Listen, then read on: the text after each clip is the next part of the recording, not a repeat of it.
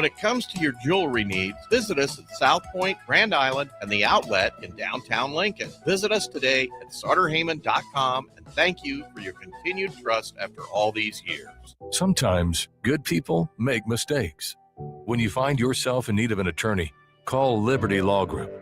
The attorneys at Liberty Law Group will defend you in court and protect your freedom to get you the best possible outcome and the justice you deserve. Trust your freedom to Liberty Law Group, the best criminal attorneys in Nebraska and Iowa. Call them today at 877-404-5238. That's 877-404-5238. Or check them out online at libertylawgroup.com. This is Lincoln's home for sports talk on the FM dial. Also online at theticketfm.com. On the internet, KNTK FM Firth, 93.7 The Ticket. Did you know that deer collisions are covered under the comprehensive portion of your car insurance? That means, like with hail damage or vandalism, since they are out of your control, they don't usually raise your insurance rates. And that's a good thing, since most deer don't carry liability insurance. At Eustace Body Shop, we fixed all kinds of animal collision damage, from cows to raccoons, bobcats, and even turkeys. We can't do much for the animal, but we can get your car back on all fours and looking like new again. The most recommended Eustace Body Shop. That's who we are. At Riddle's Jewelry, we know there are moments in life when you realize this is what it's all about. And you wish you could hold on to that feeling forever. This is why we've made jewelry our passion for 65 years. This holiday season, find the perfect gift with savings up to 50%. Riddle's Jewelry, family owned since 1959. Located in Lincoln at the Gateway Mall. Are you ready for a new opportunity? Check out Sandhills Global. Join a dynamic team where your skills are valued and your career can soar. We offer full-time positions with a 4.5-day work week, competitive pay, excellent benefits, and a positive work environment. From IT and marketing to sales and finance, we're looking for talented individuals like you. Apply today at sandhills.jobs and take the first step towards an exciting future. That's sandhills.jobs. Don't wait. Apply now. Rico here with HIS Auto Care at 70th and Van Dorn, letting you know HIS is a great place to bring your vehicle for service. With superior service, bumper to bumper, we'll treat your vehicle like it's your mother's. Doesn't get any better than that. So call 402-488-8934 and HIS Auto will make you glad you did. 5% off, mention this ad, and for sure your mother will be proud you called. 402-488-8934, HIS Auto Care, 70th and Van Dorn. God bless you.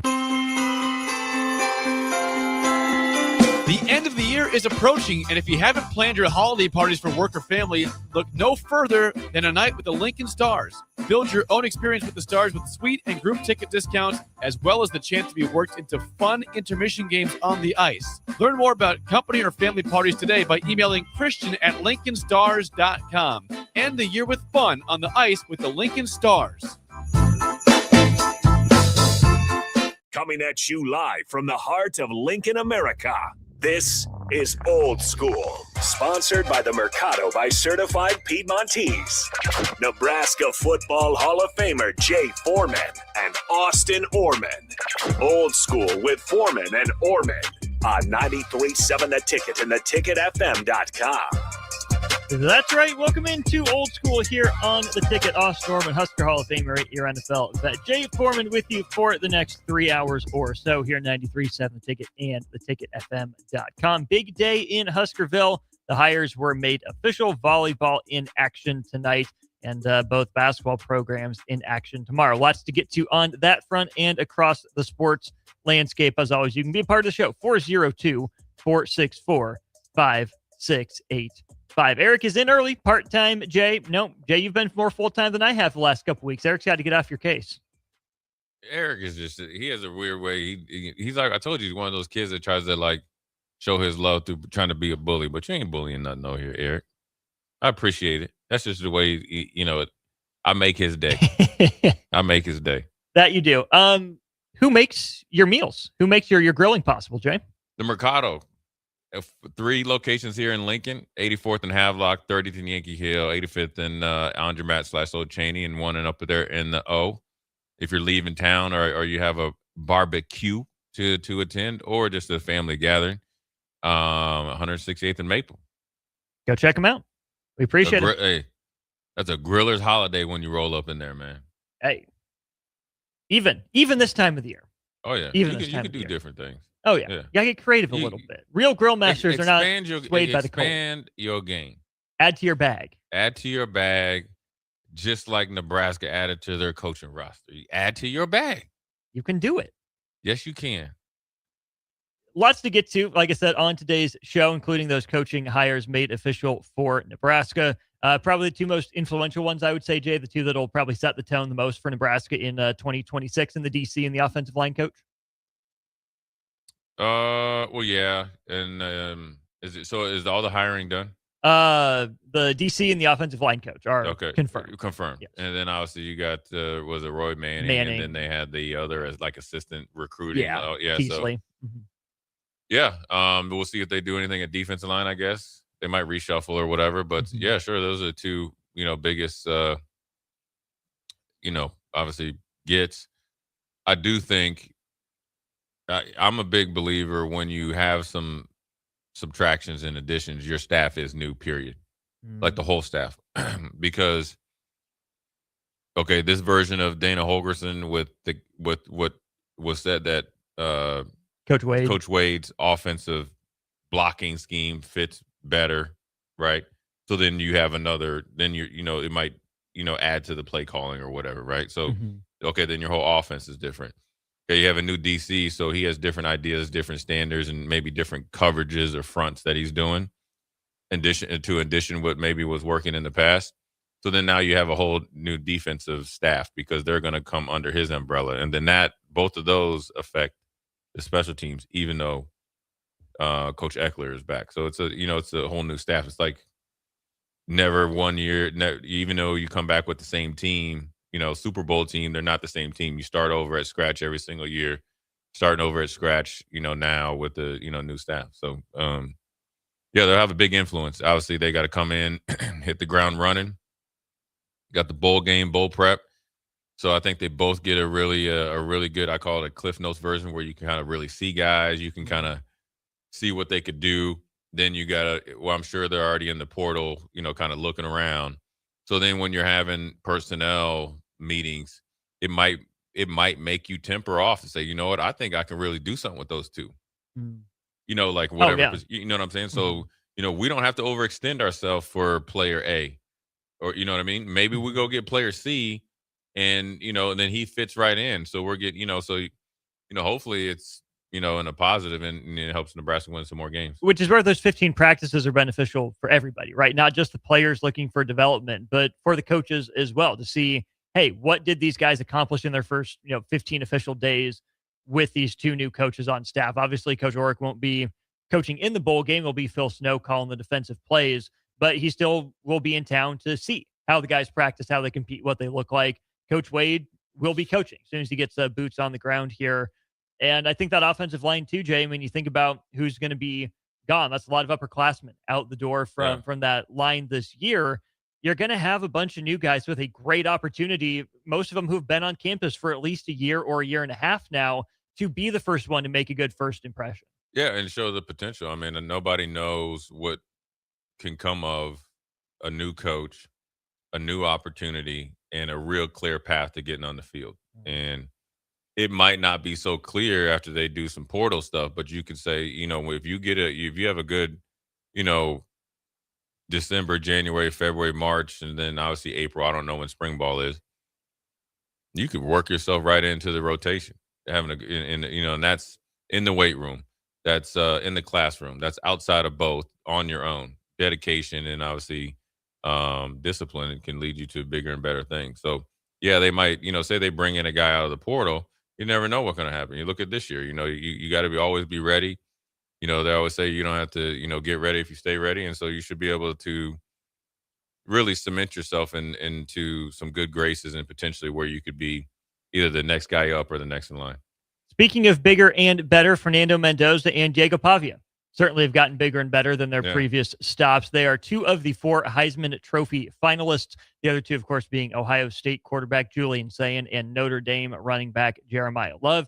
Jay, with the Heisman Trophy being handed out tomorrow, My question for you, is this a boring year for the Heisman Trophy or just a tough act to follow in light of the Hunter versus Genty race we had last year? Probably a little bit of both. It's boring. I think it's a lot of self-promotion, obviously. Was it Pavia or whatever his name is? Pavia. Pavia. Yep. I mean, obviously, it's a lot of self-promotion, and obviously he's taken Vanderbilt to heights that they've never dreamed the last 2 years. And obviously Mendoza, kind of coincides with this validation of Indiana in their program. And Mendoza was pretty good at Cal too. So you got thinking that's how we were, got Hunter, and when you think of the other, and you don't have the star power, you really don't even have star power in college football right now. It's really, the guys on the line. I mean, they're like Mendoza. Is he like, when you think about it, is he really a franchise quarterback? Probably not. Because if he goes to Cleveland, well, do you know his NFL comp that he's been getting a lot, right? Jared Goff. Yeah, I could see it, but see, here's what they do with the comps. Just because he played at Cal, then it's like, let's do the comp. That's what they try to do, right? And just like they tried to compare David Carr and Aaron Rodgers because of Tedford and all that other stuff, right? Because he was at Fresno, you know what I mean, and so forth and so on. It might be, but I think he's probably a little bit more athletic than Jared Goff. I'd probably say Jared Goff's arm's a little bit better. It's hard to compare him to Jared Goff when Jared Goff is probably a top 8 to 10 quarterback. That's a big comparison. Yeah. But you got to have the system. Mm-hmm. He's probably going to Cleveland. He's going lucky somewhere. him.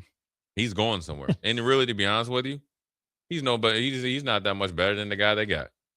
Straight up. So then now you just blew another number 1 pick, right? Because you need that. You got 85 holes in your roster. Right. I think the Heisman race it is what it is. There's just not a lot of star power in there. And you would have liked to seen this year for a defensive player, whether it's Rodriguez from Texas Tech, because that's a great story. You would like Caleb Downs to potentially get a shot. You would Averill Reese is really that guy. I mean, when you think about putting up Heisman numbers at the linebacker position, this is the best year for those two guys that are their skill sets transferred to the NFL, and they've been dominant. Both of them. And they're on the best teams. You would have liked to see, this would have been really good to run the hype of, hey, this might be the year we get a defensive guy. You know what I'm saying?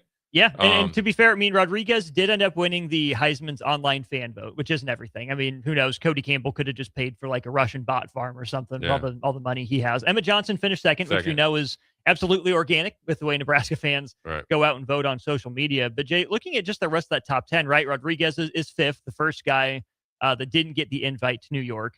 Jeremiah Smith, maybe it's just because Ohio State was so run-of-the-mill. Jeremiah Smith struck me as good, but he didn't have the Devontae Smith year.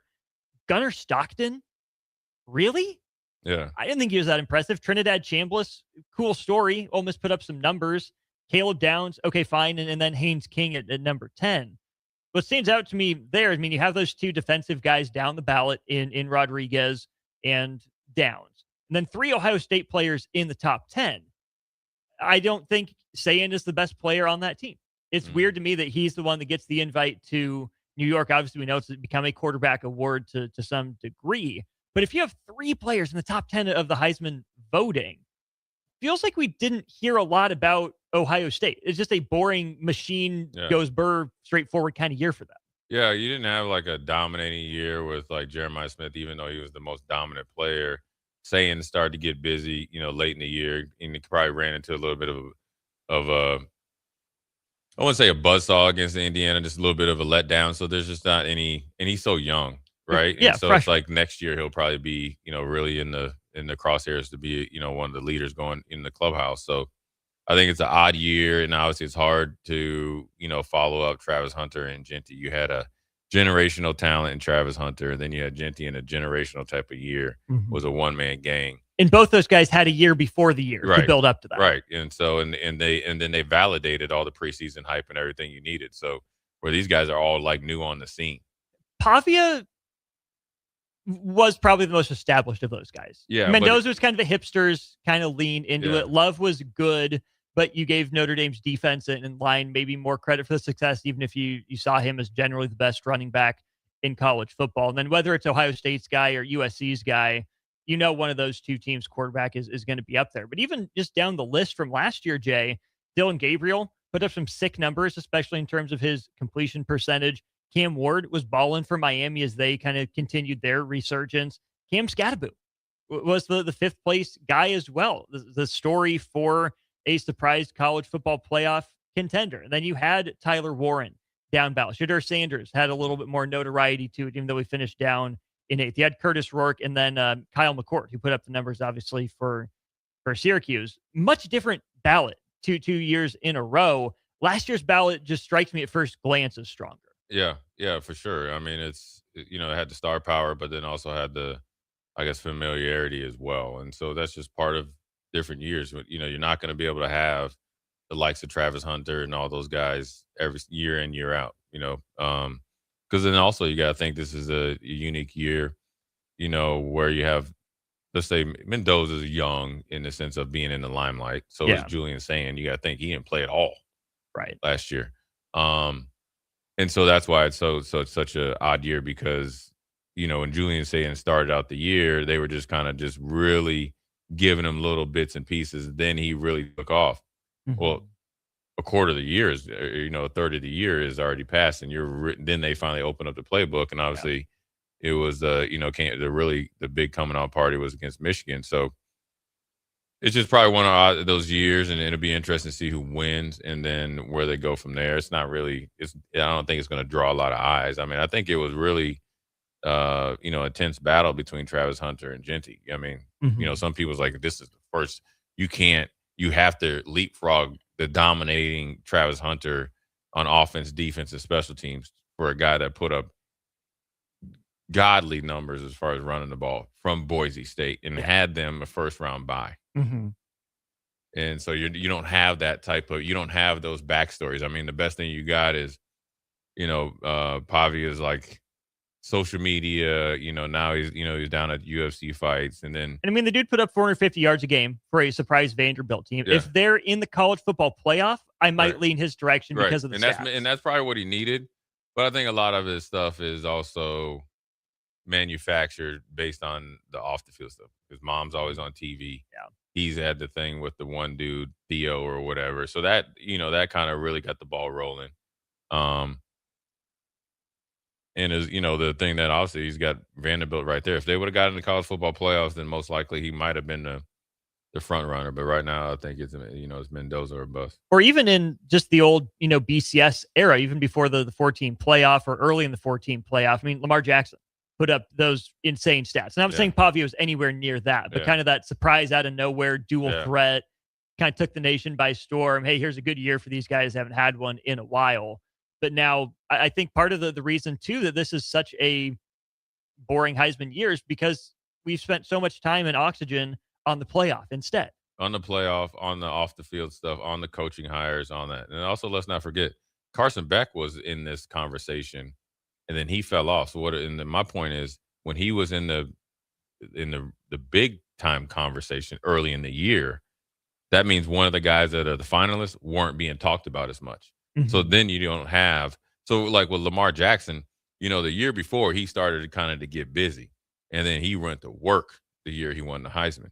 Whereas like, a guy like Carson Beck, he had Miami started, they come out, beat Notre Dame. It's a new Carson Beck, and, coming off – and you had the storyline with a blue blood. And then they obviously lost, and then they lost again to SMU. So then that was just gone. Over. And remember, he had a couple miscommunications that led to interceptions in both of the SMU game, and I forget the other game they lost. Yeah. Which is obviously works against him no matter what, whose fault it is. So the guys that was it Louisville, maybe? It was Louisville, yeah. And then when they get knocked off, other guys are waiting in the wings. It could be like middle of the season. So you really haven't got the whole season of ramp ups. You haven't got I call it the look in of so-and-so doing this, right? And it's just part of just, having a little bit of a quote unquote down year. It's no different than what Jason White wanted when he was at Oklahoma. Someone has to win it. Someone's got to win it. Every year, somebody's going to win it. And if the supply is gone, but the demand is always going to be there high, and you're the only guy that's the supply, you might as well take advantage of it. 1171, how are you going to sit here and say Love was good, not great, then drool all over Emmett Johnson? All in the meanwhile, Notre Dame had a legit backup who stole snaps too. I think you misunderstood us. What we said was Jeremiah Love maybe didn't get the credit he deserved. I mean, that's pretty clearly the best back in college football. We both said that. But last year, what we were talking about was the buildup to his potential Heisman campaign this year. As good as he was, as great as he was, still arguably the best back in college football, the defense got a lot of credit and the offensive line got more credit than he did, right or wrong. So, no, we're not saying Jeremiah Love was just good. We both called him the best running back in college football, who probably didn't get enough hype in some cases. Yeah, and you had 2 losses right away. Yeah. So then you're fighting an uphill battle. You know, if you're when you talk about Heisman, I mean, heck, they were fighting an uphill battle to get in the college football playoffs, and obviously they didn't. So a lot of those things you have to go in your favor. I think if Nebraska would have maybe got to 9 wins, Emmett would be there. Yeah, right, because that means you probably won the Minnesota game, and that means you probably beat Iowa, USC, or Michigan on national. Maybe they beat Penn State or something. Okay, yeah. But I'm saying I'd say you'd like one of those 3 wins with some juice. Oh, and so in the timing. Minnesota national TV, right. USC. Well, Minnesota's got to be the guarantee, and then one of the thorn in the sides and 2 blue bloods that puts you to 9. Right, versus Penn State, and they don't at that time they didn't have a coach, and really you don't get a lot of credit for running through them. Right, you get what I'm saying? Just because they don't even have a coach at that time, and who knows if they were cashing it in. So. As much as it's an individual award, it is a team award too. Totally fair. Breaking news, Jake Sorensen flashes this up here on the dashboard. It has been announced Kyle Whittingham, Utah head coach, will be retiring after the bowl game. ESPN puts this out as well. He'll be stepping down. He will coach the Las Vegas Bowl. That'll be his final game in charge of the Utes. Notable, Jay, now for a Utah team now playing to send their coach out on the right note. Of course, they have their coach in waiting already in Morgan Scalley as well.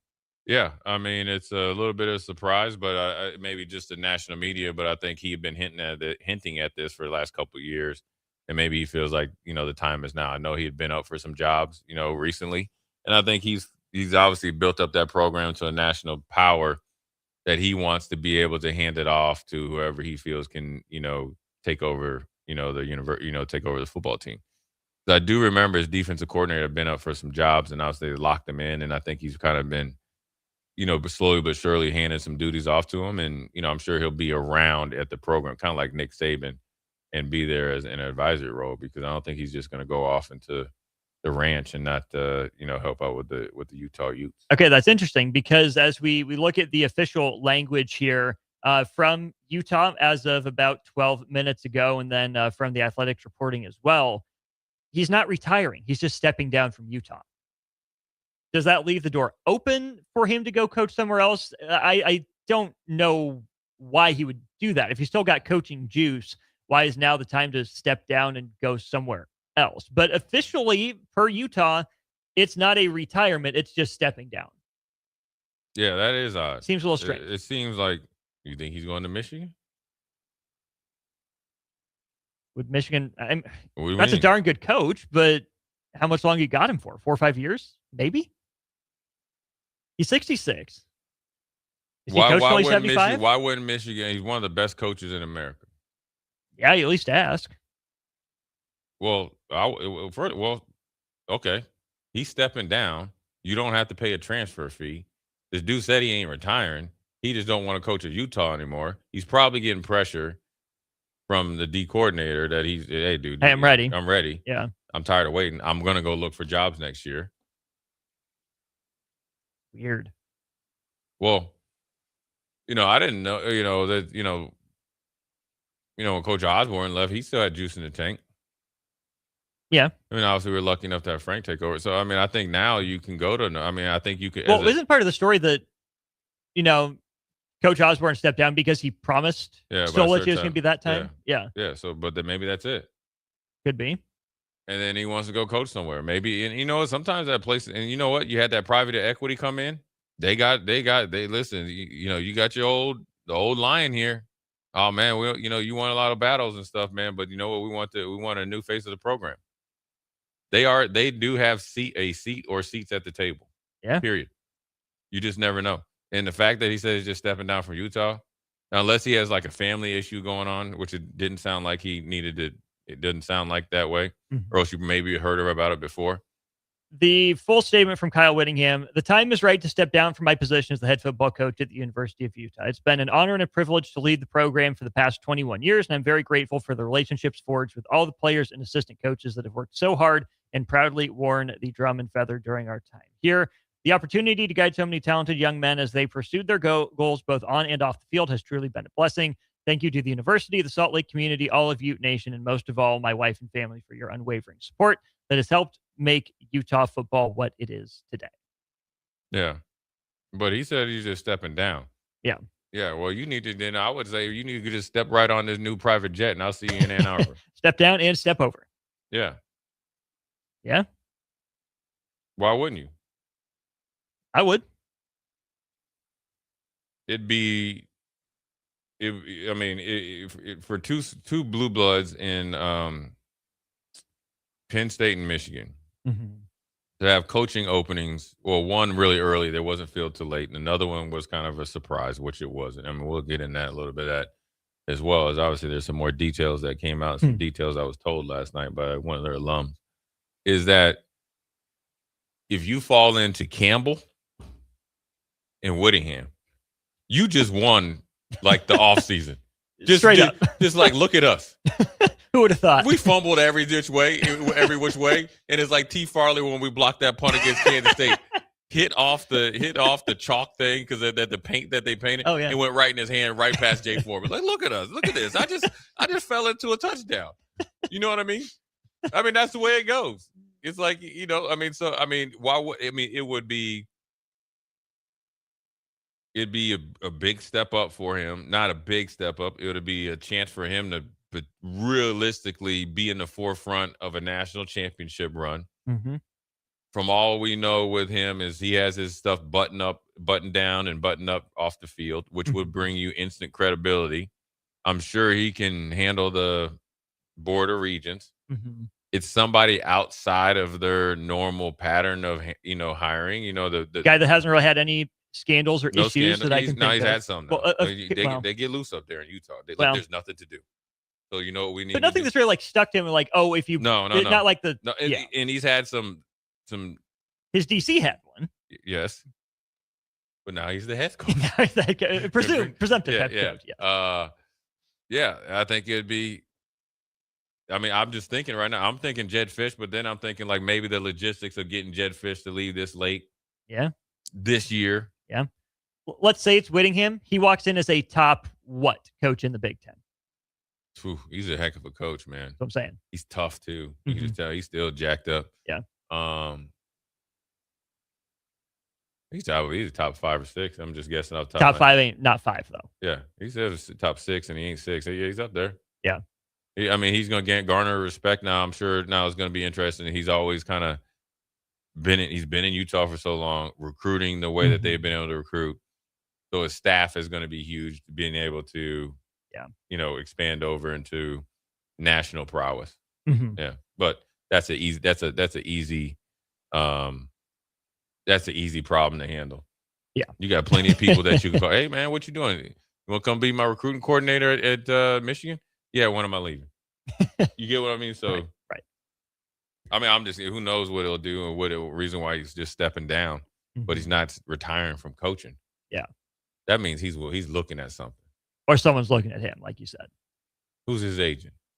TBD. We'll find that out. We'll keep talking about this more and more throughout the course of the show. We're going to step aside. When we get back, Ticket Family, a fantastic opportunity for you to make the difference that you always do in our community. One of our great friends, Shuizo Construction, is sponsoring with another local company here, TMCO, to put on a diaper drive. We'll hear from some representatives about that here at 3:30, then again at 5:30. If you want to be a part of that, please stick around. We'll talk about a big diaper drive going on for the next week or so here in our community coming up next on Old School.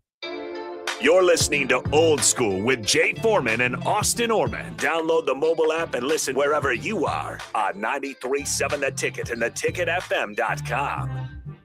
All right, Lincoln, if you're a diesel technician who's ready to earn up to $40 an hour and you're tired of working nights and weekends, listen up.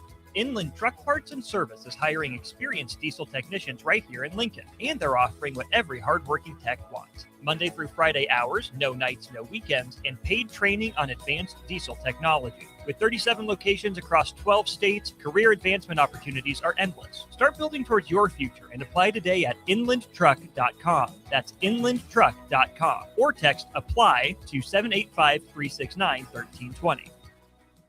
Hi, Sean Callahan here for Coppell Chevrolet GMC, the #1 fastest growing GMC dealer in the Omaha and Lincoln area. We are going to keep this train rolling in a big way with new half-ton and 4x4 pickup trucks starting at $12,500 off list price or 0% financing. You heard that right, $12,500 off list price or 0% financing. You pick which one works better for you. Please stop on in the dealership and meet the team or check us out at coppellcars.com. Stock number C280930. All deals with approved credit. This holiday season, give the gift of good taste with a gift card from Valentino's. During double discount days, double your discount from $5 to $10 free with a $50 gift card purchase. Valentino's handcrafted pizza has been a family favorite for generations, and our gift cards make the perfect holiday gift. And right now, during gift card double discount days, when you buy $50 in gift cards, get a $10 gift card free. Happy holidays from Valentino's. It's the holiday season. Time for work parties, friend get-togethers, and family gatherings, which means lots of eating. Maybe you think you've perfected your holiday meals, and maybe you have no idea where to even start. Let's fix that right now. No holiday party is complete without Führer's cheese spread. It goes well with any type of cracker, pretzels, apples, chili, vegetable, chips, and of course, it's perfect to pair with wine or beer. Holiday meals aren't complete until Führer's cheese spread is on the table. Find your own container at your nearest local grocery store today. Select Plumbing and Utility has been serving Lincoln and the surrounding area for 14 years, and they're not slowing down. Select Plumbing and Utility handles all your plumbing needs from faucets and water heaters to full renovations, and they can even help with your heating and cooling needs. They're also Lincoln's underground experts, repairing and replacing broken underground water and sewer lines since day one. Contact Select Plumbing and Utility today at 402-560-6197, assuring excellence in every situation, opportunity, and challenge. That's 402-560-6197. Make your next event unforgettable with Grazing Gouda, your local artists and experts in charcuterie and grazed tables. From boardrooms to ballrooms, they turn gatherings into experiences with stunning spreads of artesian cheeses, cured meats, fresh fruits, and gourmet bites. Perfect for corporate luncheons, weddings, parties, or any celebration that deserves a wow moment. They handle the details. You take the compliments. Book your graze table today at GrazingGouda.com. Grazing Gouda, because every event deserves to be savored. At Riddle's Jewelry, we know there are moments in life when you realize this is what it's all about. And you wish you could hold on to that feeling forever. This is why we've made jewelry our passion for 65 years. This holiday season, find the perfect gift with savings up to 50%. Riddle's Jewelry, family owned since 1959. Located in Lincoln at the Gateway Mall. Rico here with HIS Auto Care at 70th and Van Dorn, letting you know HIS is a great place to bring your vehicle for service. With superior service bumper to bumper, we'll treat your vehicle like it's your mother's. Doesn't get any better than that. So call 402-488-8934 and HIS Auto will make you glad you did. 5% off, mention this ad, and for sure your mother will be proud you called. 402-488-8934, HIS Auto Care, 70th and Van Dorn. God bless you. Rick Heyman here from Starter Heyman Jewelers. I want to personally thank our great customers for voting us once again the best of Lincoln. At the same time, we're celebrating our 120th year in business in the great state of Nebraska. You can count on Starter Heyman for the very best quality, value, and customer service. When it comes to your jewelry needs, visit us at South Point, Grand Island, and the Outlet in downtown Lincoln. Visit us today at StarterHeyman.com, and thank you for your continued trust after all these years. Back to Old School with Foreman and Orman on 93.7 The Ticket and theticketfm.com.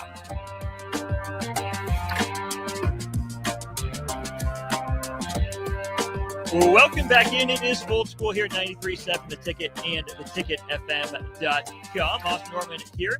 Jake Sorensen in for Jay Foreman for this one. But more importantly, to Jake's left, we have two incredible guests telling you about an incredible opportunity for you to help out your Lincoln community over here with us We have Jael Coffey of the Nebraska Diaper Bank and Maddie Gates from TMCO. Jael, we'll go ahead and start with you. Welcome into the studio. Welcome down to the ticket. Thanks for being here. Tell us about this Nebraska Diaper Bank. What is it? How did you get involved with it? Yeah, thanks for having me on the show. I'm super excited to be here. Nebraska Diaper Bank, we are a distribution. We are a bank that gives out diapers to partners, and we distribute diapers in need to families in need. And so we started about 11 years ago because our founder was sitting in a church and her pastor said, if our church was knocked off a hill, because church was on a hill, who would care and why would they care? Trying to inspire people to give back. And so he inspired our founder, Tegan Reed. And so they started this center called the Life House, where we gave out food and diapers. Well, we quickly realized that the unmet need was diapers, because families would they would deny the food, but take the diapers, just the diapers. And so after a few years of doing that, we switched to a diaper bank model, which is a newer model where we, house the diapers, and we have partners across the state where they pick up their diapers every month, because many distribution sites, many nonprofits don't have the space to hold all the diapers that they need, but they do need to get them out to families. So we've been doing that for over 10 years now, and have continually seen growth. This year, we're projected, I believe, to surpass our goal of giving out 3.5 million diapers. A lot of diapers. Wow. Yeah. So we give out 2-week supplements to families. And stop me when I'm talking too much. No, this is great. This is great information. So we give out 2-week supplements to families every month, because our research shows that families are without at least 10 diapers a week. So we try to overshoot that. Our supplement is 60 to 80 diapers, just depending on the size. And the most needed sizes are sizes 4, 5, and 6, just because babies stay in them longer. And I'm right there now. My 2-year-old's in 6s, so I get it. Good luck to you. Thank you. Oh my gosh. And you know how much diapers cost. And if you don't have access to big box stores like Walmart, Sam's Club, Costco, diapers are super expensive, and we say it's like about 14% of a family's budget. And imagine that 14% of your budget going to something that gets used, dirty, thrown away. And there's your cash just burn up. I mean, it's going to something that's such like a necessary need, of course, for the baby to grow. And so we really want to help families not have this need and this burden, And so we like to cover that gap. You're talking to two people right here. I mean, there are 3 kids between the two of us, so we get the diaper need. Maddie, let's throw it to you now. How did you find out about the Nebraska Diaper Bank and their mission? What makes it so important to TMCO? Yeah, so TMCO is Total Manufacturing Company, and we are a local family-owned company here in Lincoln. We do metal manufacturing, so a lot of the fancy metal work you see around Lincoln is done by TMCO. So yeah, why am I here? Why are we talking about diapers? Our CEO had an idea a couple years ago to start an on-site childcare for our employees. And so I was hired on as our director of education and community impact about 1.5 years ago. And we've been building this really cool on-site childcare, like unheard of, in metal manufacturing for our employees. And it was really important to her that there are no barriers, for our employees to be able to raise their families. So we supply diapers. And I'm like, are you sure? Like, I don't think places do that, but that's really cool. And I'm here for it. And so as we've been looking for partners around, we've learned so much about that need, and WIC and SNAP don't supply diapers. There's no federal grant money that gives diapers to families. And that can cause, maybe you don't feed your baby as much because you're worried about wet diapers, or maybe you're not changing those diapers, and then that causes medical need. And now we've had this ripple effect that we're really worried about with littles. And so I met Jael at Give to Lincoln Day, and I'm so excited that we're finally here and working to do a big drive to support a bunch of places that are providing those diapers for kids here in Lincoln. And we were actually informed. So back about 1.5 months, 2 months ago, our friends at Squeezeville Construction will be here at the 5 o'clock hour, told me about TMCO and this push for diaper drives, and wanted to have a broadcast partner that could maybe help out and promote it. And we were thrilled to be part of that. And so we have our own, we know a guy. We have our own bin here. So people want to drop off diapers. We actually have a bin here. People can come by here and drop off diapers. amazing. Yeah, which come is awesome. down, Please. come down, get a coffee, drop off a diaper. We would love that. Absolutely. We also have some bins over at White Elm Brewing, Yes. which is in the South Salt Creek neighborhood, which is where TMCO is located. And over at Schwezo Construction as well, and then one over at Pine Lake Storage. So we would love to see this happen annually, year round. I don't know. We'll find a place where you're going to drop off diapers. So we're really appreciative of the ticket being involved in this. Thank you, guys. Jael, how important is this drive to the mission of the Nebraska Diaper Bank year round? Is this your biggest time to get diapers in throughout the year, or what does this these next couple weeks, or really this next week of the drive look like for you guys in terms of the supply that you get?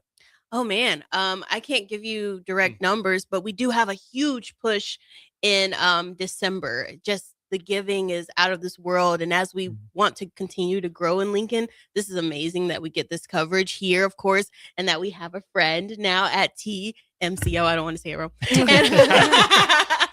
It's just amazing to see the heart once people find out. Like she said, like diapers aren't covered through WIC or SNAP or federal programs. So this time of year, we do see more diaper drives happening, more donations, of course, coming in, financial donations. So basically, if you give financial donations to us, you kind of like double your dollar. We get them at almost half the cost as you would if you walked into a box store and bought the diapers, because we're with the National Diaper Bank Network. Oh, nice. Okay. And so we get, certain deals that make it more affordable for us to continue to help families.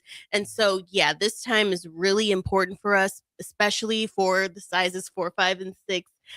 We were in dire need this year for those sizes, especially in the summertime. It gets low, and our partners, they need those diapers the most. Right now, we don't exactly have enough to give them everything that they need to cover diaper need when families come in to our partners' sites.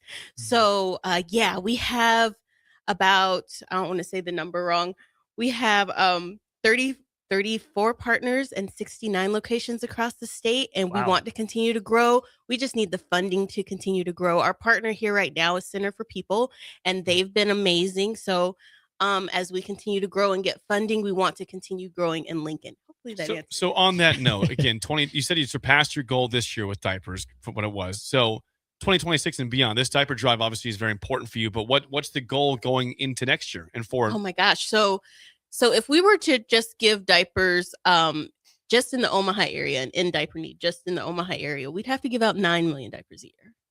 We're not there yet. Feels like I had to take a turn to diapers, but not quite. Yeah, so that's a lot. That's a lot.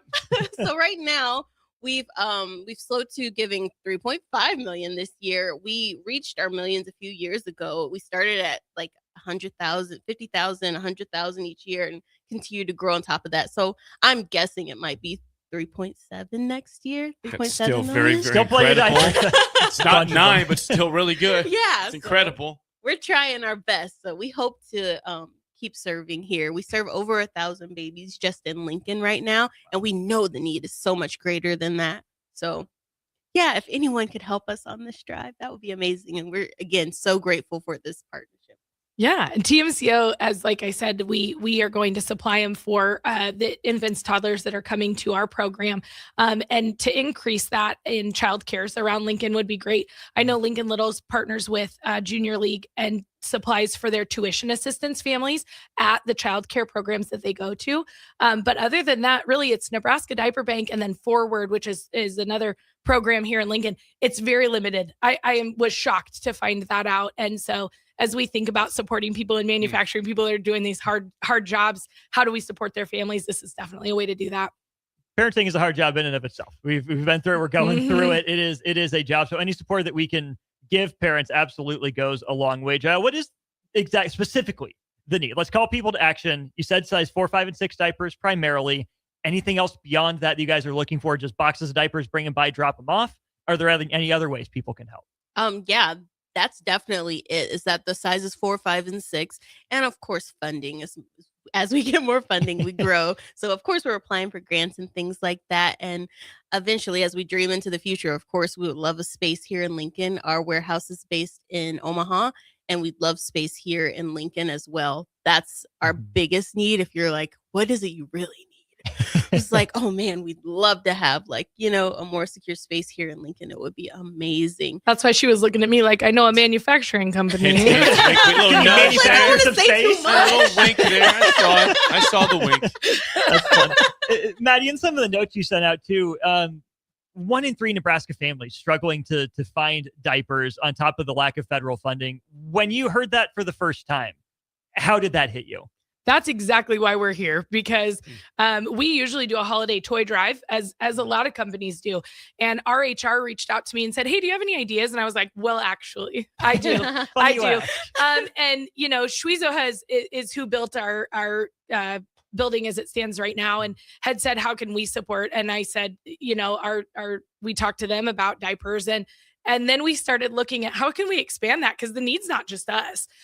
So I'd love to see more programs figuring out ways to get support in diapers and supplying those for families at childcare so they can use the diapers that they have at home. And see Lincoln Littles is leaning in on that too, and see more stuff going on around Lincoln around this need. One more time, remind people where the drop-off sites are. Oh, yeah. If you would, please. We've got the ticket. Absolutely. Right 1040 Oak Street. You can see the bin right here. Come hang out, get a coffee, the easiest one. Do the things. And then we have White Elm Brewing. I mean, not a bad place, I suppose. That's fun. And if you come out, we'll be there from 4 to 6 next Friday, and you can come get a drink ticket from me if you bring a pack of diapers. And then we've got Pine Lake Storage and Schwezo Construction. So all 4 of those always open to drop off. 4 places around town. If you're on your way home from work, just stop by a store, grab a box of diapers. It's probably on your way home. Very easy to do. And of course, like I said, stop by the ticket, right? Maybe love to see find the right people. We'll say hi, shake your hand. Absolutely. You're maybe always buy you a welcome drink. here. We're happy to do that. So 1040 O Street and those 3 other great locations. Jael, Maddie, thanks a ton for coming in. Best of luck. We'll keep pushing this throughout the week. Thank you so much for coming out and spreading the word. Thank you guys. That's awesome. We'll be back, wrap up hour 1 of Old School in just a moment. Watch Old School live on Facebook, YouTube, or Twitch. Old School with Foreman and Orman on 93.7 The Ticket and theticketfm.com. Make Hog Wild the centerpiece of your holiday meal. Pre-order a 4-pound boneless ham for $50, a 12-pound whole smoked turkey, or a 4-pound turkey breast for $55. A complete meal includes your choice of a whole turkey or turkey breast, mashed potatoes and gravy, stuffing, green beans or corn, and a dozen rolls for $130. Pre-order online at GoHogWild.com soon. Quantities are limited. All weights are approximate before cooking. Hog Wild Pit Barbecue, Lincoln. But don't be late, we close at 8. Good people make mistakes. When you find yourself in need of an attorney, call Liberty Law Group. The attorneys at Liberty Law Group will defend you in court and protect your freedom to get you the best possible outcome and the justice you deserve. Trust your freedom to Liberty Law Group, the best criminal attorneys in Nebraska and Iowa. Call them today at 877-404-5238. That's 877-404-5238. Or check them out online at libertylawgroup.com. The end of the year is approaching, and if you haven't planned your holiday parties for work or family, look no further than a night with the Lincoln Stars. Build your own experience with the Stars with suite and group ticket discounts, as well as the chance to be worked into fun intermission games on the ice. Learn more about company or family parties today by emailing Christian@LincolnStars.com. End the year with fun on the ice with the Lincoln Stars. Attention parents of 8 to 12-year-olds. The Lincoln Children's Museum is opening a new exhibit designed specifically with them in mind. Mark your calendars for the grand opening on Saturday, December 13th from 9 a.m. to 11 a.m. On site, meet Love Nebraska volleyball players, including Lincoln's own Jordan Larson. Plus, the first 100 kids will receive a mini volleyball. Please note, fans must have a child with them to enter the museum. While you're there, be sure to check out the new Rock Wall, Book Nook, and Maker Studio. This event is free for members or included with regular daily admission. Learn more at lincolnchildrensmuseum.org. Hey Husker Nation, this is Todd Euler, 2-time national champion, here to talk to you about Window World Lincoln. At Window World, we specialize in replacement windows, doors, siding, and roofing. Whether you're looking to enhance the beauty of your home or increase its energy efficiency, we've got you covered. And here's the best part. We offer the best for less. Our team is dedicated to providing top quality products and exceptional service at affordable prices. We want to earn your business and make your home improvement dreams a reality. So why wait? Contact Window World Lincoln today at 464-7313 or visit our website at windowworld.com. WinterWorldLincoln.com. Winter World Lincoln, where quality meets affordability. Rashawn Jackson here for Bauer Infrastructure, a veteran-owned local company proudly serving Lincoln, Lancaster County, and the surrounding areas. Bauer provides quality work at an affordable price, and they're growing rapidly. If you want to experience a career with a fast-paced, family-friendly environment, visit BauerInfrastructure.com. They have top-of-the-line benefits, year-round work, even through the winter. Bauer, usher in the new era of infrastructure to an area near you. And as always, go Big Red! Select Plumbing and Utility has been serving Lincoln and the surrounding area for 14 years, and they're not slowing down. Select Plumbing and Utility handles all your plumbing needs, from faucets and water heaters to full renovations, and they can even help with your heating and cooling needs. They're also Lincoln's underground experts, repairing and replacing broken underground water and sewer lines since day one. Contact Select Plumbing and Utility today at 402-560-6197, assuring excellence in every situation, opportunity, and challenge. That's 402-560-6197. Nutrition Authority invites you to try Blitz 250. Blitz 250 is a fully loaded pre-workout for those who want the most out of their workouts. Blitz 250 is safe for sport and banned substance-free. Blitz 250 can only be found at Nutrition Authority. For location info, check us out at mynutritionauthority.com. Have you heard about Advanced Medical Imaging Surgery Center? Located at 7555 Pioneers Boulevard, Advanced Medical Imaging Surgery Center offers compassionate, patient-focused care and provides outpatient surgery services, making it possible to have non-emergency surgery and return home the same day. Advanced Medical Imaging Surgery Center specializes in cardiology, vascular radiology, orthopedics, pain management, and much, much more. Give them a call today at 402-261-1085 or online at amimaging.com. Why are some people more successful? Is it talent and determination, or did they recognize an opportunity? Discover a career that lets you help families reach their financial goals as you build lasting professional relationships. One with unlimited income potential. From Modern Woodman, a leading fraternal financial services provider. I'm Modern Woodman Regional Director Sean Erickson. Call me at 402-483-6515 to learn about career opportunities. Modern Woodman of America. Touching lives, securing futures. This Saturday, December 13th, create your own sale at Baumgar's. It's our big bag sale, and you're in control of the savings. Grab a bag and take 20% off all regular priced items that you can fit inside. Toys, tools, clothing, decor. If it fits in the bag, you save. It's the perfect chance to stock up, finish your holiday shopping, and stretch your dollars even further. The Baumgar's bag sale, this Saturday only. Some exclusions apply. See a store associate for details. Back to Old School with Foreman and Orman on 93.7 The Ticket and theticketfm.com.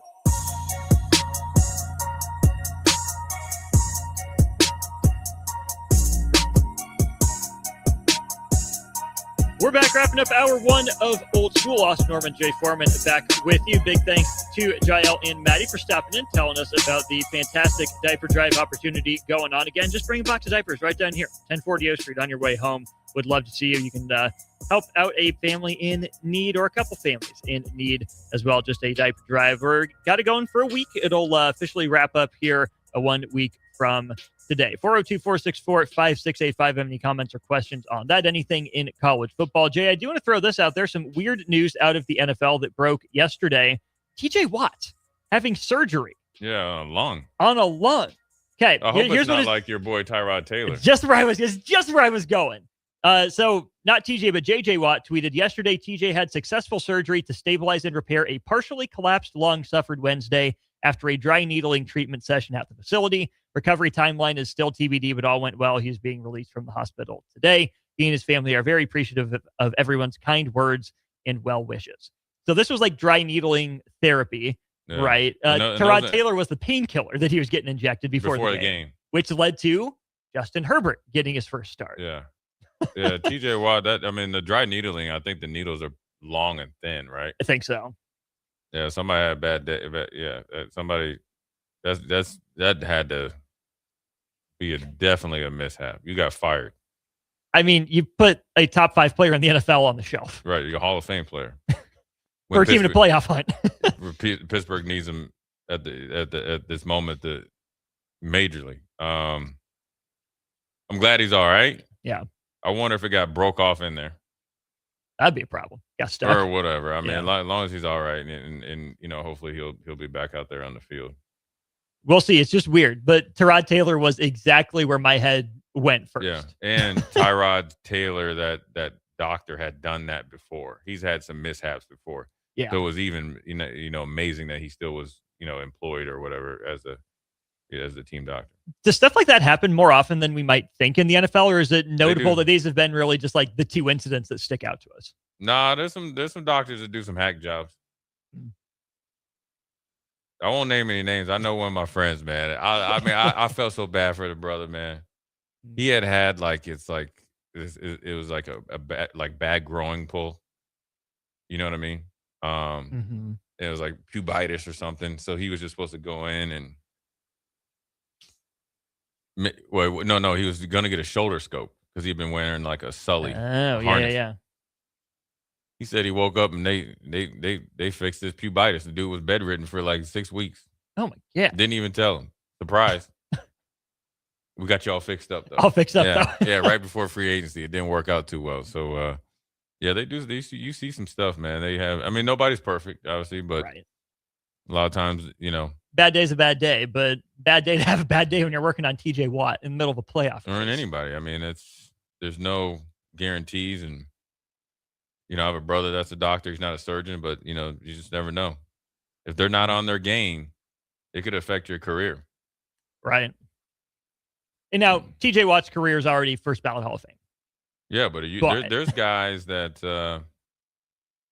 have had some surgeries through the team doctors or whatever, weren't maybe had somebody to go to for a second opinion. Yeah, it just never came back. Right. Texter 1000 says, "Hey guys, Kyle Whittingham just stepped down as the head coach from Utah." Yep, talked about that at the end of the first segment. I assume we got a little bit more on that coming up in hour 2 here, James. Oh yeah, we got on that, and obviously we'll dive into a little bit of the Michigan debacle now that we know that they knew about it for quite some time. It was obviously a personal vendetta, and we know why or what caused the initial, firing. Right. Yeah. More than the initial report. Yeah. Michigan. It's doing what Michigan does. Michigan men. Yeah. Something about him. Something about him. Hey, man. I always say they're like the dudes, and I had some friends that are frat dudes. They're like the frat dudes. They just get away with a lot of stuff, and they ain't getting away with nothing. These last 3 years, boys, got to be hell up there. Not great. Remember Blake Corum had like 2 houses where he was getting paid? Yeah. And one of them was like super run down to some random address to send some. Yeah. Getting pissed. Anyway. And that wasn't a nobody. That was Blake Corum. Yeah. You can't funnel it through a teammate or anything? Yeah, LLCs. They was doing it big up there, boy. All right, Michigan, we'll talk about you, Kyle Whittingham stepping down from Utah. Plenty more. Hour 2 of Old School.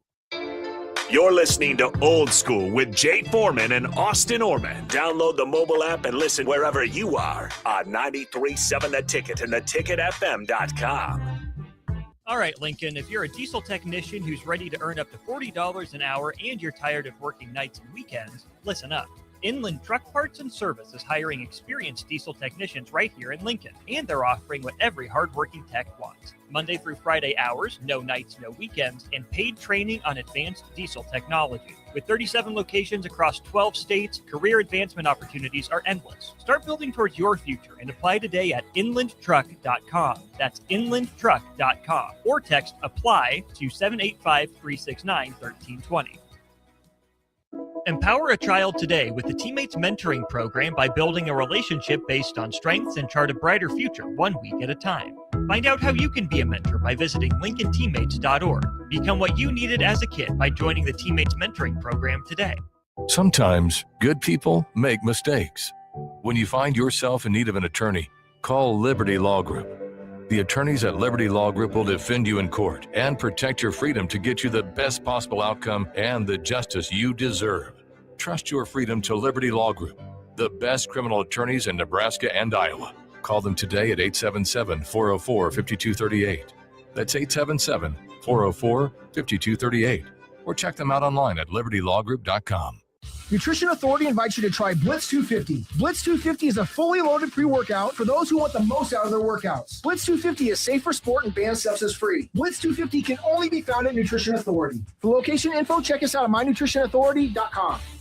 Hi, Sean Callahan here for Coppell Chevrolet GMC, the #1 fastest growing GMC dealer in the Omaha and Lincoln area. We are going to keep this train rolling in a big way with new half-ton and 4x4 pickup trucks starting at $12,500 off list price or 0% financing. You heard that right, $12,500 off list price or 0% financing. You pick which one works better for you. Please stop on in the dealership and meet the team or check us out at coppellcars.com. Stock number C280930. All deals with approved credit. Did you know that deer collisions are covered under the comprehensive portion of your car insurance? That means, like with hail damage or vandalism, since they are out of your control, they don't usually raise your insurance rates. And that's a good thing, since most deer don't carry liability insurance. At Eustace Body Shop, we fixed all kinds of animal collision damage, from cows to raccoons, bobcats, and even turkeys. We can't do much for the animal, but we can get your car back on all fours and looking like new again.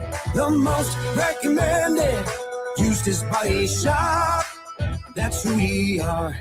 Rashawn Jackson here for Bauer Infrastructure, a veteran-owned local company proudly serving Lincoln, Lancaster County, and the surrounding areas. Bauer provides quality work at an affordable price, and they're growing rapidly. If you want to experience a career with a fast-paced, family-friendly environment, visit BauerInfrastructure.com. They have top-of-the-line benefits, year-round work, even through the winter. Bauer, usher in the new era of infrastructure to an area near you. And as always, go Big Red.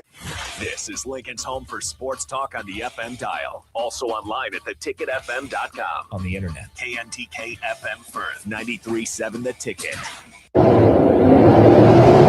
Winter is just around the corner. Is your vehicle ready? Don't get left out in the cold. At A1 Automotive, we prep your car for whatever winter throws your way here in Nebraska. For battery checks, brake inspections, tires, heaters, whatever your car needs to keep you and your family safe on the road, we've got you covered. A1 Automotive, always honest answers.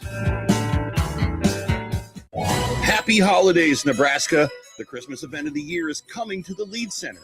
A Christmas Story, the musical, with all your favorite funny gags. The Fragile leg lamp, the Red Ryder BB gun, the ridiculous pink bunny suit, and more. All the fun of the movie, now with singing and dancing as seen on Broadway, with music by Pasek and Paul, the writers of The Greatest Showman.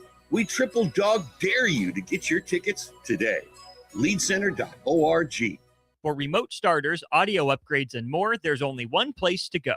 Auto Sounds of Lincoln at 48th and O. Coming at you live from the heart of Lincoln, America. This is Old School, sponsored by the Mercado by Certified Piedmontese. Nebraska Football Hall of Famer Jay Foreman and Austin Orman. Old School with Foreman and Orman on 93.7 The Ticket and theticketfm.com.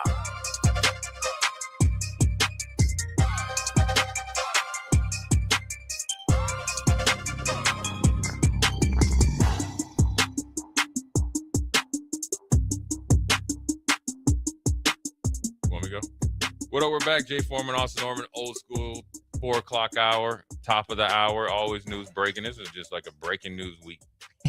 You know what I'm saying? It's supposed to be bowl prep week. You're supposed to be chilling. Make it break bread week. Yeah. You know, Jed Fish and them tee it up tomorrow. They better lock it down. You don't, everybody in their hotel by 7 p.m. But we had the news that Kyle Whittingham is stepping down, not retiring, to go along with new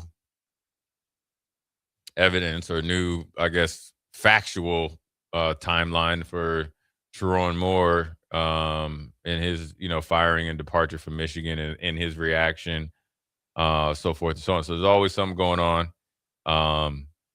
But man, it's, look, this college football thing, everybody in the transfer portal and we had, Campbell finally going to Penn State. This has been the week of the coaches. Yeah. And some are great stories and some are not so great stories. I think, when you look at everything around it, Kyle Whittingham, you don't know when or when he decided it or why, right? He's very young, still very young, very fit. Obviously, the team is really, really good, like they are every year, essentially. And we're going to see him here in a couple weeks. But, you got a coach in waiting. You don't know if that time frame was escalated based on they don't want to lose him or his impatience. We've seen this a little bit. Remember when Mac Brown what's the guy? Will Muschamp, who's supposed yeah. to be next. So this isn't new, and so Utah, you generally, when you have a head coach for 21 years, I think Kurt Ferentz is the only one that had the longer tenure, and so that's where the continuity and structure and obviously success comes from. So they'll definitely be even more motivated, and I'm sure the players are familiar with the new coach and want to send their old coach out on top. So Nebraska got the work cut out for them, but also it's a great challenge. It absolutely is. It's just still weird to think he's stepping down but not retiring. A guy that's been there for 21 years as head coach. He's been on staff at Utah since 1994. And he played at BYU. He's obviously from the state. Yeah. Now, what would have been nuts is if Sataki had taken the Penn State job and then Whittingham had stepped down to BYU, go back to the alma mater. Yeah, Or, how about this for a nuclear option? Texas misses the playoff. Does Sark go back to the alma mater? Does BYU throw the Mormon war chest at him? If Taki had left. Yeah. Yeah. I don't know. It's hypothetical. Yeah. I mean, you just never know. Now it's musical chairs even more with coaches. Everybody's trying to upgrade their coach. Everybody's trying to find the new Kirk Cignetti. Everybody's trying to play musical chairs with coaches now. You'd think of coaches that would never be in conversations with certain universities. You heard Kirby Smart's name, and I doubt he'll do it. But, it's like these universities now, or, when you're letting coaches go, now you have no boundaries. You'll just take anybody as long as you win the news cycle and they can win a few games for you and get into college football playoffs. I think that's a byproduct of the expanded playoffs. I think you're going to see it more when it comes to 16, when it does, not if, when. Yeah. Because now everybody's like, as long as we get in. Now it's not even national championship. Yes, you're saying you want to win a national championship. Now it's like the pressure is to get in the dance. Position yourself by schedule, roster, coaches to get in the dance, and along with recruiting. And that's what's huge, and that's what you're going to see. Then, now how can you do it? How can Utah, really feels like they're a step away. They're looking down in Texas, and Lubbock, Texas, Salt Lake City's better. Players will go anywhere. Let's go get $500 million. Whew. We're right there with you. But you can get $500 million and not have the guy you would probably most trust to lead you into that new era. But that $500 million might say, you know what? We're young. $500 million guys, maybe, right? Maybe by some big firm. They got some young. Yeah. You old dude. Let me get a new dude. It's like switching ownerships in football. That is such a quick move, though. That didn't get agreed to. Maybe he doesn't like it. Maybe he didn't like that. Maybe they saw the writing on the wall, maybe they didn't do the just do and respect him. And hey, this is what we're doing for the football program. They just did it. He's like, oh, I'm out of here then. Bye. Maybe that's a hell of a thing to lose a coach over, especially a guy that you would think would maximize those resources. It's just so fascinating because I'm with you. Like, Whittingham's been a coach I've admired for the work he's done for a long time. But when's the last time he won the big one? It's the Sugar Bowl against Alabama. That's still his best win. I mean, they didn't reach the playoff. I thought the year they went to Florida, if they win that game, that was their, guess what? We're on the scene. Right, straight on the scene. They didn't win that game. Anthony Richardson won that game, and that propelled him up to where we are today for time-saving purposes. But man, it just, for Kyle Whittingham not to really win the big one since the Sugar Bowl, it just kind of feels like souped up Iowa, maybe, or Big 12 / Pac-12 Iowa. Yeah. But Whittingham's reputation strikes me as a little less, well, why didn't he change with the times? The other thing that stands out to me about Whittingham, Jay, is Cam Rising. Had they moved off of him, instead of pinning all their hopes to him, would they have been able to take advantage of that? I get you don't get rid of a quarterback, a guy that was as statistically proficient as he was when he was healthy. You don't want to move off a guy like that. But if he had made the tough move, like, hey, dude, you're always banged up. We love you, but we got to move forward. Set him back a little bit. I wonder if that held him back. That would have maybe got, it probably did. And, he was trying to do right. And even when Cam Rising was almost going to come back for one more year, I think. Yeah. And they finally said no. Yeah, I think the Sugar Bowl was his biggest one. But I think that his actually the biggest one was in a loss, and that was in the shootout against Ohio State. That was it. That's what really got him in Utah on the map. Like, these boys can play. Now, they had a couple first-round picks that came out for that with the tight ends and all those other guys. And Lloyd, the linebacker that went to Jacksonville and all that stuff. And you had Eric Weddle and all them, I mean, so he's built a pretty steady pipeline to the NFL and really good players. And so, yeah, sure, you would like to see him win, some national championships, but they beat USC, beat the brakes off of USC and Caleb Williams in the Pac-10 or Pac-12 championship. So he has some hardware in that. Oh yeah, in that sense. But the big one, yeah, but they're probably just like Iowa, the same thing, maybe a little bit more fancy just because he doesn't play the kind of boring game, but they're just, but that's how you build a program. Yeah. That's how Nebraska was built before you have the, the 10, 12-year run that we were at and being, when you go from very good to dominant. And, he's been able to do that through definitely 3 eras of college football. The regular one, like kind of I played. Then you had the new one where it created parity through the multiple networks, and then the one that we're in now. Yeah. So if he takes a year off and has the itch to go somewhere, you're going to get a dude that's ready. And because he can coach, he can develop. I'm sure his staff is pretty good. Let's apply Michigan to that. Let's say Whittingham wants to coach again, but doesn't want it to be this year. If you're Michigan, do you just hire Poggi for 1 year and then get Whittingham, or do you got to have your full-time guy in place? Michigan's got to hire their guy, but I don't even know if you even trust anything they do. That program, that whole thing is just it's like, I'm not getting politics. That's just it's like a swamp. I mean, that is just bad move after bad move and internal BS going on. You had your president tried to leave. People have lost trust in their athletic director. The athletic director confronted both the head coach and the secretary, whatever she was, special assistant. They denied it. Then all of a sudden, the Board of Regents decided, we really want this dude out of here. We didn't even want him last year. We getting him out here now. Why? It's because they saw Penn State and everybody else hire their coaches, and nobody was talking about Michigan. Right. And Michigan lost to Ohio State. So as much as they want to say it was a big deal, it's not a big deal because you knew about it. You knew about it even before the season started. It's documented. You knew about it in September. So when they lost to Ohio State, you said, okay, what a perfect time to fire a coach. That stuff that we heard about, this is actually a big deal. The same thing that we just saw, just kind of turned our, what is it, blind eye or whatever? Oh, yeah. Man, that just made me mad. I'm going to do something about it. I'm going to spend my own money to follow around my head coach to find that, get evidence of something that he's been doing. But you know what? Then you're going to try to pick up the phone and call Kyle Whittingham to come there. You're going to have to pay a boatload for somebody to come there. Substance. You can't get anybody from Harbaugh tree. You can't get Mentor. No, not anymore. You might be able to get Jed Fish because he was so early in the Harbaugh thing. I saw that video again when he was interviewing Jameis Winston. Jed was just like, I've seen Jed just shaking his head. He was all nervous.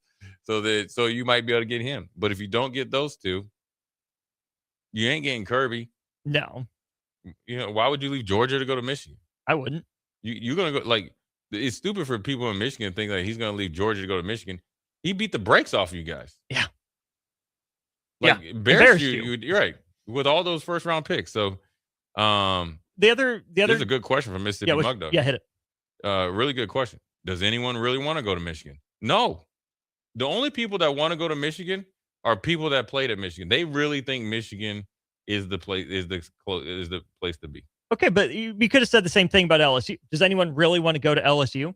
I think it's a little bit different. But for every person that is in the camp of who in their right mind would go to Michigan, want to put up with all that crap, you see everything going on.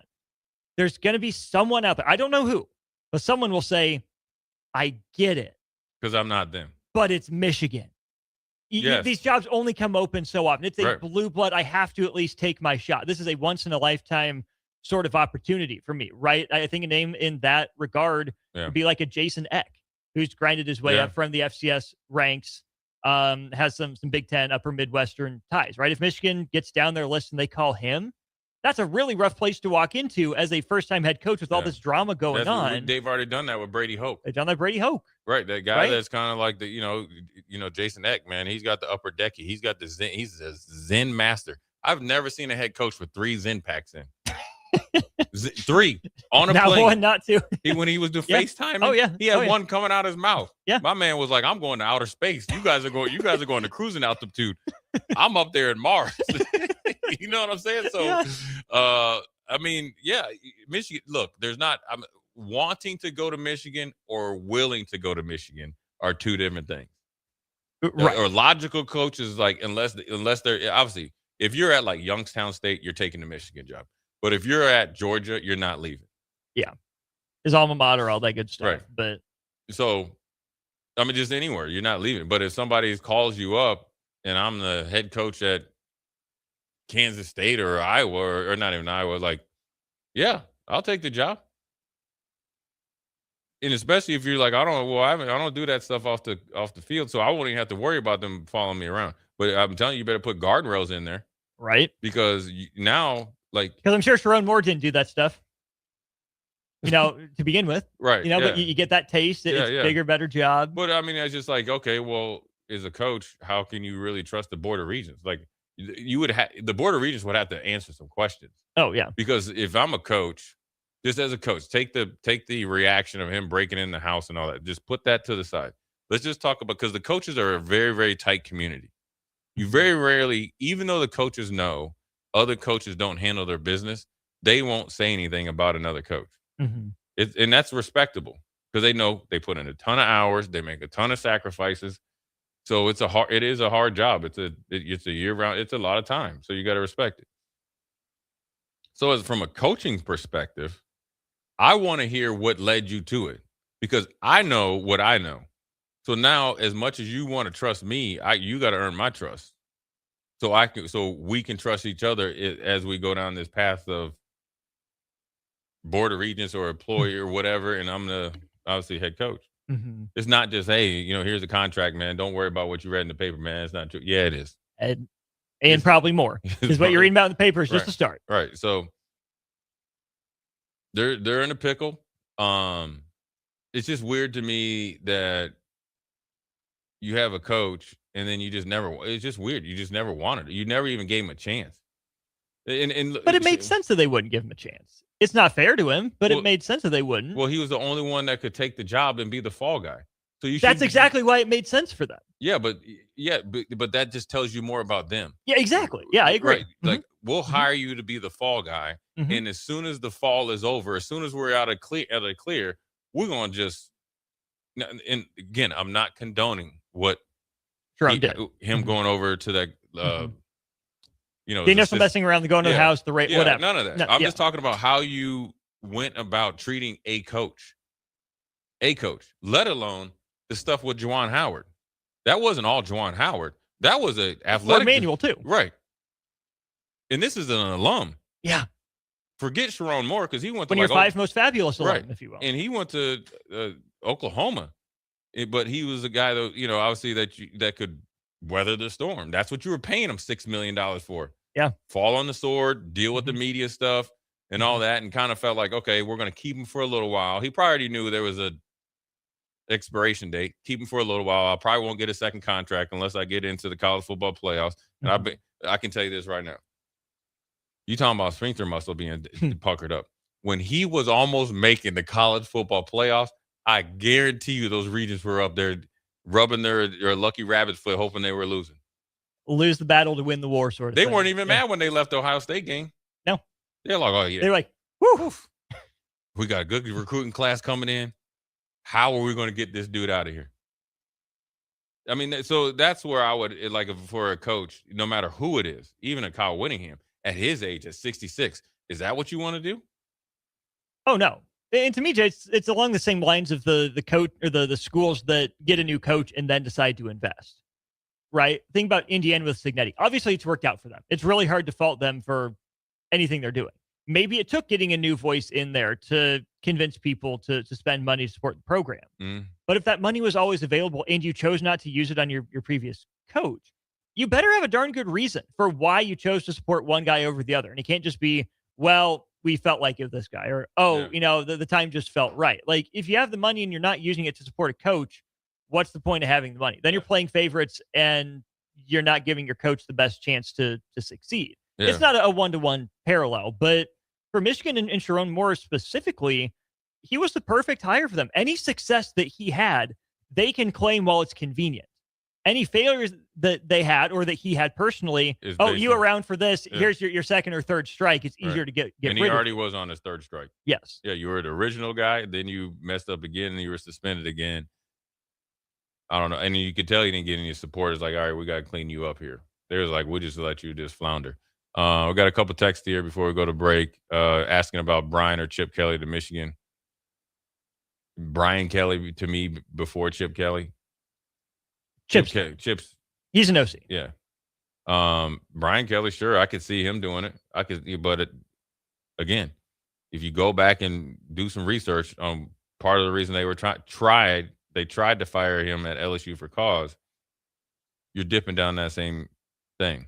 Plus, the way he acts or way he treats some people or what probably wouldn't be the best in that type of environment up there, considering that. Virginia Pirate says this. He says, I think you guys are underselling Michigan. My opinion is they will hire a Power 4 coach and the dominoes will start falling again. Michigan today is one of the top programs and one of the top programs in college football. There is plenty of appeal to that just on the field. The big house, the tradition, Michigan, blue blood. Mm-hmm. But let's just say Ward Manuel hires Coach X from College Y in the Power 4. He gone. Ward Manuel's gone. He's very soon. It talked about looking at that clock. Right. That's ticking down. So the guy that hired you probably is going to get fired. Mm-hmm. Or he's going to go do other things. Yeah. But now you ain't even on you're not even on solid ground. Right. Within a year or two of being hired. I will say this as well, Virginia Pirate. It's a good job. It's one of a handful or couple handfuls of blue bloods in the sport. But you know what else was a really good job? Kentucky men's basketball.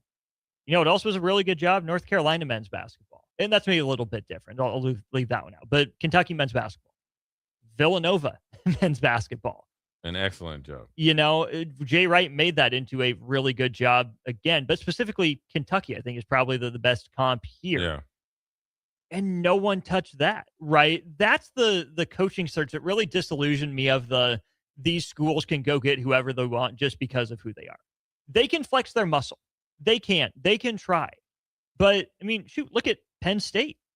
There's more parity in college football. Any job can be a good job now.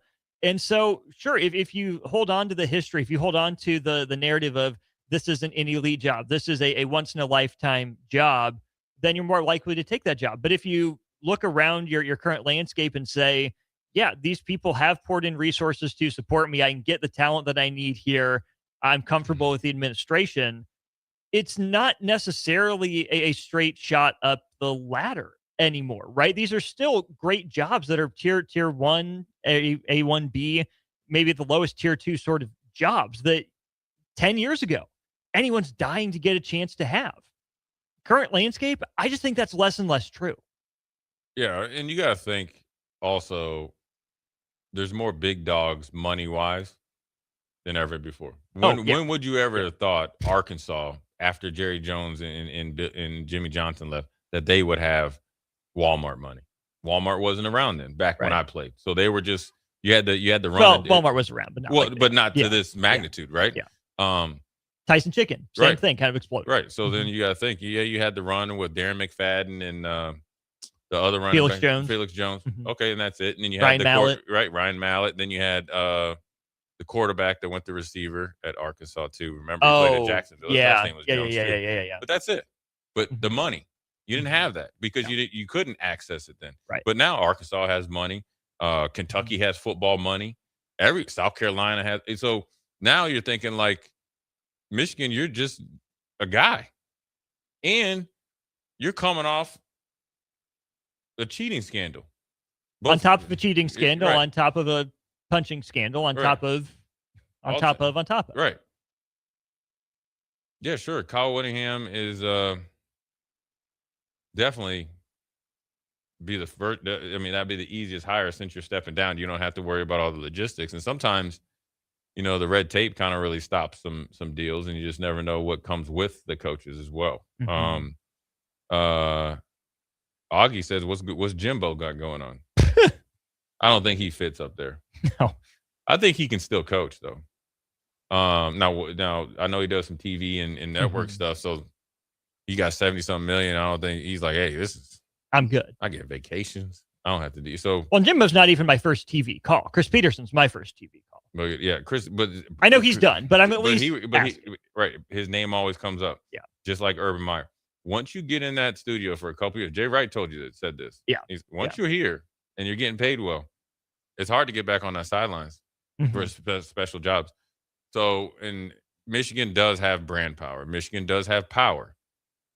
I just wonder if you don't. Here's what Michigan needs to do. Look at how, in the potential, what's going to happen to Notre Dame and how they kind of showed them the bird. Realistically, Notre Dame should probably be in the college football playoff over Alabama. Sure. Is that fair? Realistically. Talk me into it. Yeah. They've played better down the stretch. Mm-hmm. I don't care that you lost in the SEC championship. I watched you play. You didn't get penalized for losing in the SEC championship like BYU did get penalized for losing in the Big 12 championship. But you also get penalized for how bad you've played over the last month. Sure. So I'm going to take the team that's played better over the last month with actually the better record, and it's Notre Dame. But they said, no. Not so fast, my friend. Since you don't want to join a conference with 4 super conferences, like you're somebody special, yeah, you have this language for next year, but we're going to probably set it up for next year that you're not going to get in it. So if I'm Michigan and I've turned my nose up at any NCAA, like when they were getting in trouble, it's like, oh, we'll just suspend ourselves. We'll decide our own fate. Remember that? Oh, yeah. And then it was not cooperating with the investigation. Yeah, so what? What are you going to do about it? Yeah. Oh, yeah, we'll win the 3 games. So we'll deny it and all this other stuff. Then obviously more so Connor Stallions when he started coming up at Central Michigan on the sideline. I just think, man, they're I think Ward Manuel is interesting because he's obviously a former player. He does have still a lot of credibility and respect nationwide, though. Oh, yeah. So do they give him, all right, this is your last chance? And maybe he gets a little bit of kudos for getting rid of or finding a way to get rid of Sharon Moore. Because you can't say that's his hire. Right. No. Let me ask this question. Is Michigan in a spot where you can see them maybe sliding back to where they were under Rich Rod and Brady Hoke right now? Yeah. I mean, with everything going on, as good as Michigan's been, this could just be their 5 years, sold our soul, got our championship. They could be wandering in the wilderness for a while if they don't start handling their business. They're going to go through some tribulations. I don't think Michigan is, so Teflon Don that they're just going to skate by this again. I mean, we've seen across the country, seen it here at home, just how much some of that turmoil can do. If you don't nail every step along the way, you can be lost in that Sinai wilderness for 40 years. Yeah, and you got to look right at the quarterback position. Is Bryce Underwood the guy that can lead you out of the woods, out of the darkness, both off the field and with dealing with this stuff? You have to be a beacon of light. Yeah. And then you got to be extraordinary at the quarterback position. Not just good. With a new coach that you might not fit his system, but you got a fat paycheck. You got a 4-year, $10 million deal. And then what does that mean for him? Is he like, all right, listen, say they bring in Brian Kelly. He doesn't fit that scheme. Is that fair? Yeah, he fits Kyle Whittingham like a glove, but he don't fit Brian Kelly. What if Brian Kelly doesn't? He has one of his quarterbacks. What if Brian Kelly says my way or the highway? Well, the highway is going to be open. He's going to be stopping at the bank all the way because everybody's going to give him money. Driving the Brinks truck out of Ann Arbor. Yeah, so all those things are compiled in this Michigan job, just like that. Yeah, and they didn't think about it. Let's not even just gloss over that you manipulated the process with all the kids that just signed on National Signing Day. 27 of them. 27 of them. Mm-hmm. We love you. Welcome to Ann Arbor. Where's the coach? Don't worry about What that. coach? We'll get that. We'll What get you that talking to you. We'll get that. We'll get back to you. You speaking of get back. Oh, right there. John Gruden of Michigan. No. Anyways, we'll take a quick break. Come back. We'll talk more about this. Send in your text and give us your rating 1 to 7. How prestigious is Michigan's job? 7 being the most, 1 being the least. Let's see what you think on this Friday. Jay Foreman, Austin Orman, Old School. We'll be right back. Watch Old School live on Facebook, YouTube, or Twitch. Old School with Foreman and Orman on 93.7 The Ticket and theticketfm.com.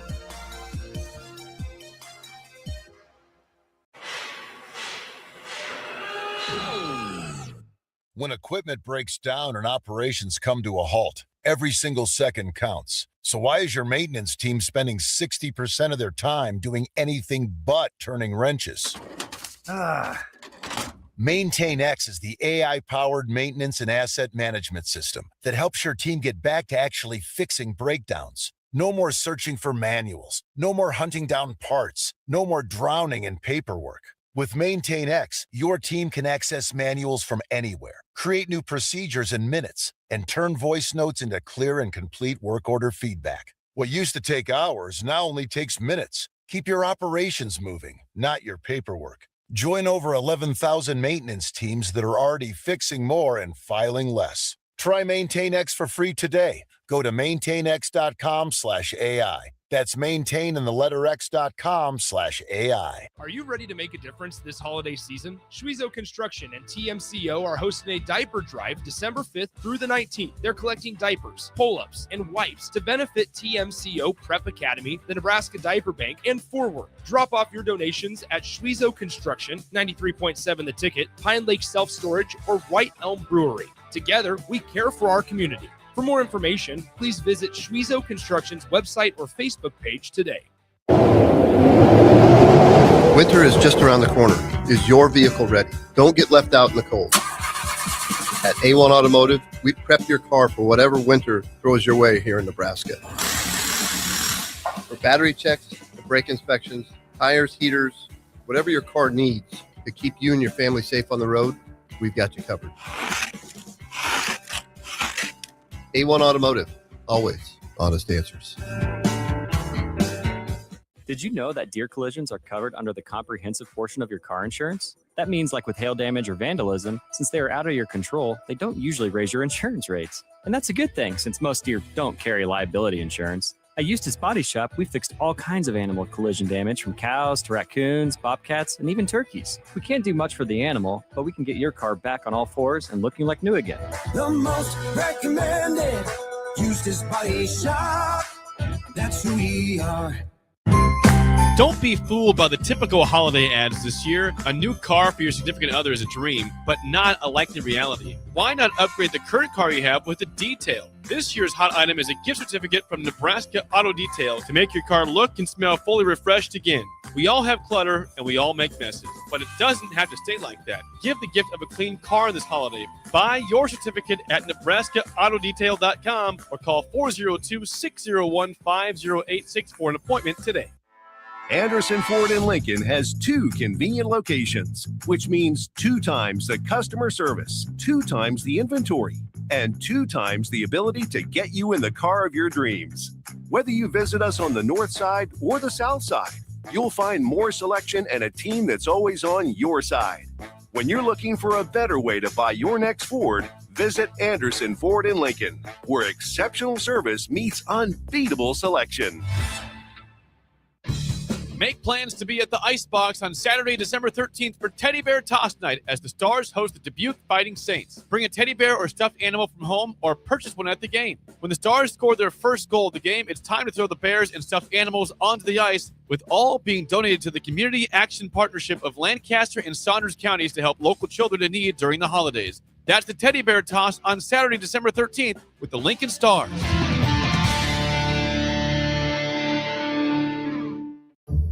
Here at Midwest Bank, we want to thank all the generous donors who helped us make our 2025 turkey dinner for schools a success. Thanks to the generosity, we raised enough money to provide 191 families across 6 different schools in Lincoln with a full Thanksgiving meal. With your support, we've made Thanksgiving Day for these families a little brighter. We want to wish everyone a healthy and happy Thanksgiving. Your community, your bank, Midwest Bank, member FDIC. Happy holidays, Nebraska. The Christmas event of the year is coming to the Lead Center. A Christmas Story, the musical, with all your favorite funny gags. The Fragile leg lamp, the Red Ryder BB gun, the ridiculous pink bunny suit, and more. All the fun of the movie, now with singing and dancing as seen on Broadway, with music by Pasek and Paul, the writers of The Greatest Showman. We triple dog dare you to get your tickets today. Leadcenter.org. Back to Old School with Foreman and Orman on 93.7 The Ticket and theticketfm.com.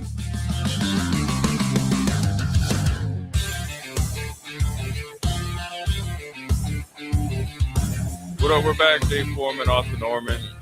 The rating system is in. Pecan Pie says 1. Ray K. Here's my rating 1 to 7. How good Michigan football job is.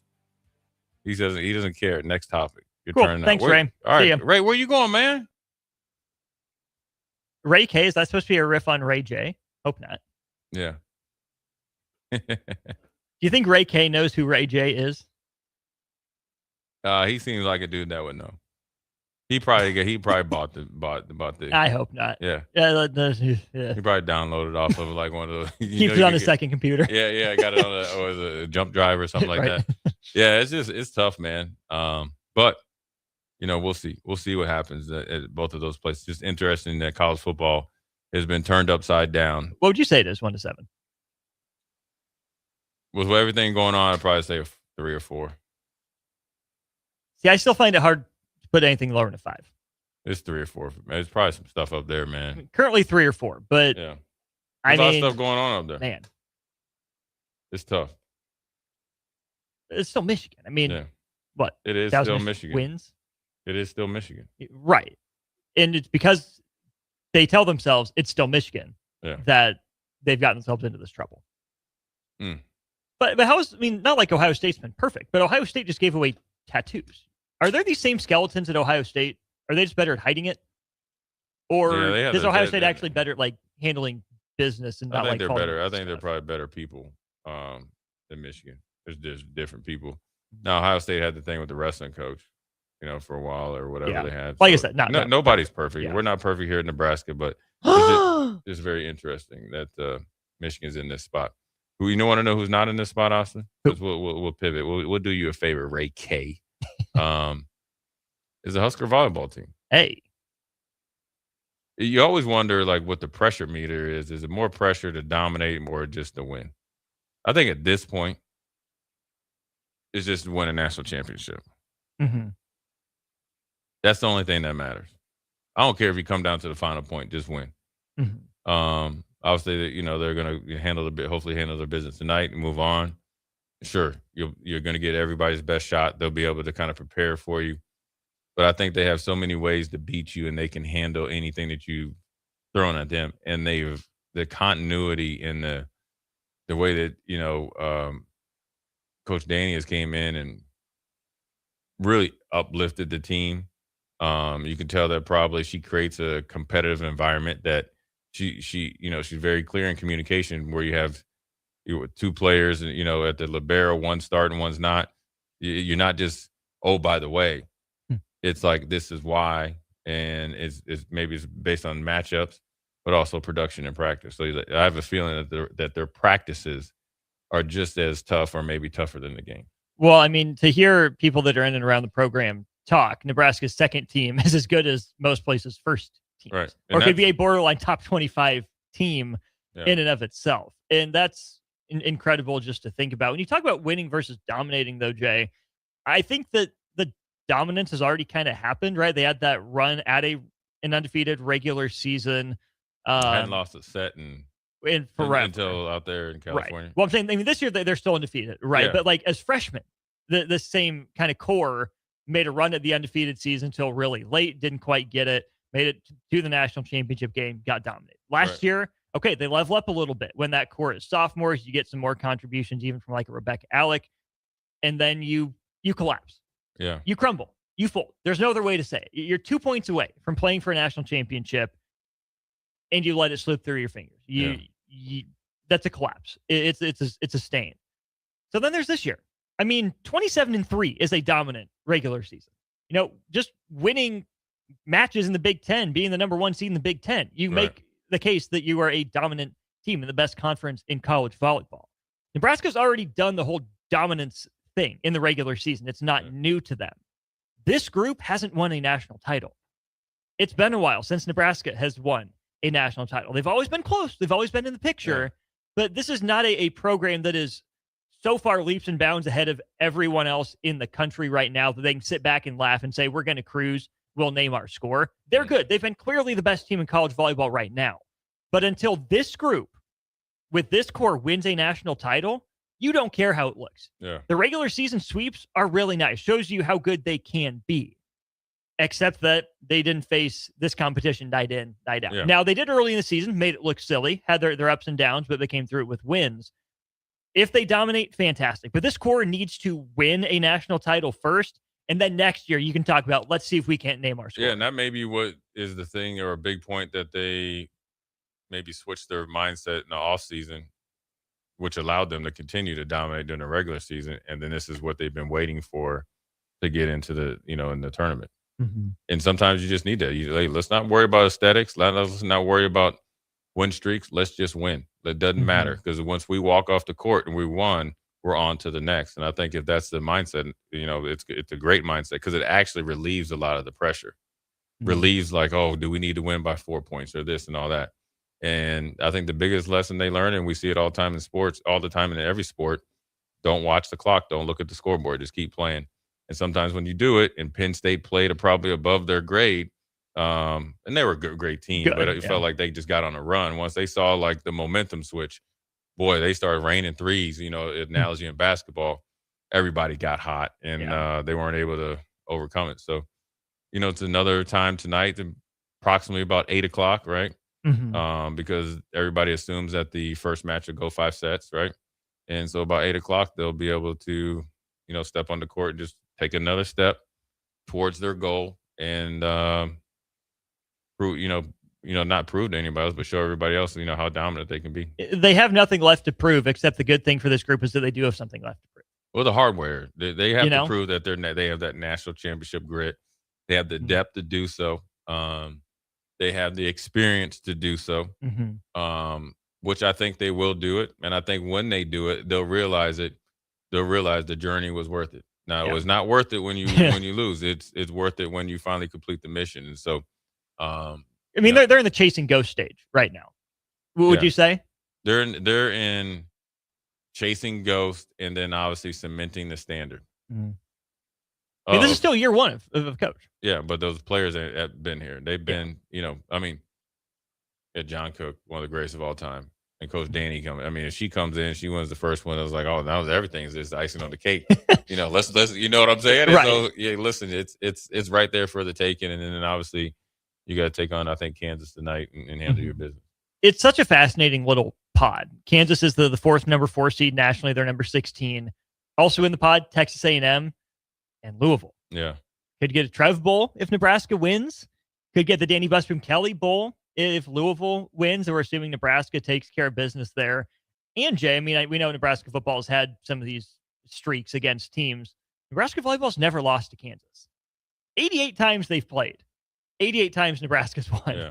That's insane. I think they continue along that streak tonight, and then they got to face who's next. And then you get down to nitty gritty, and the Final Four after that, right?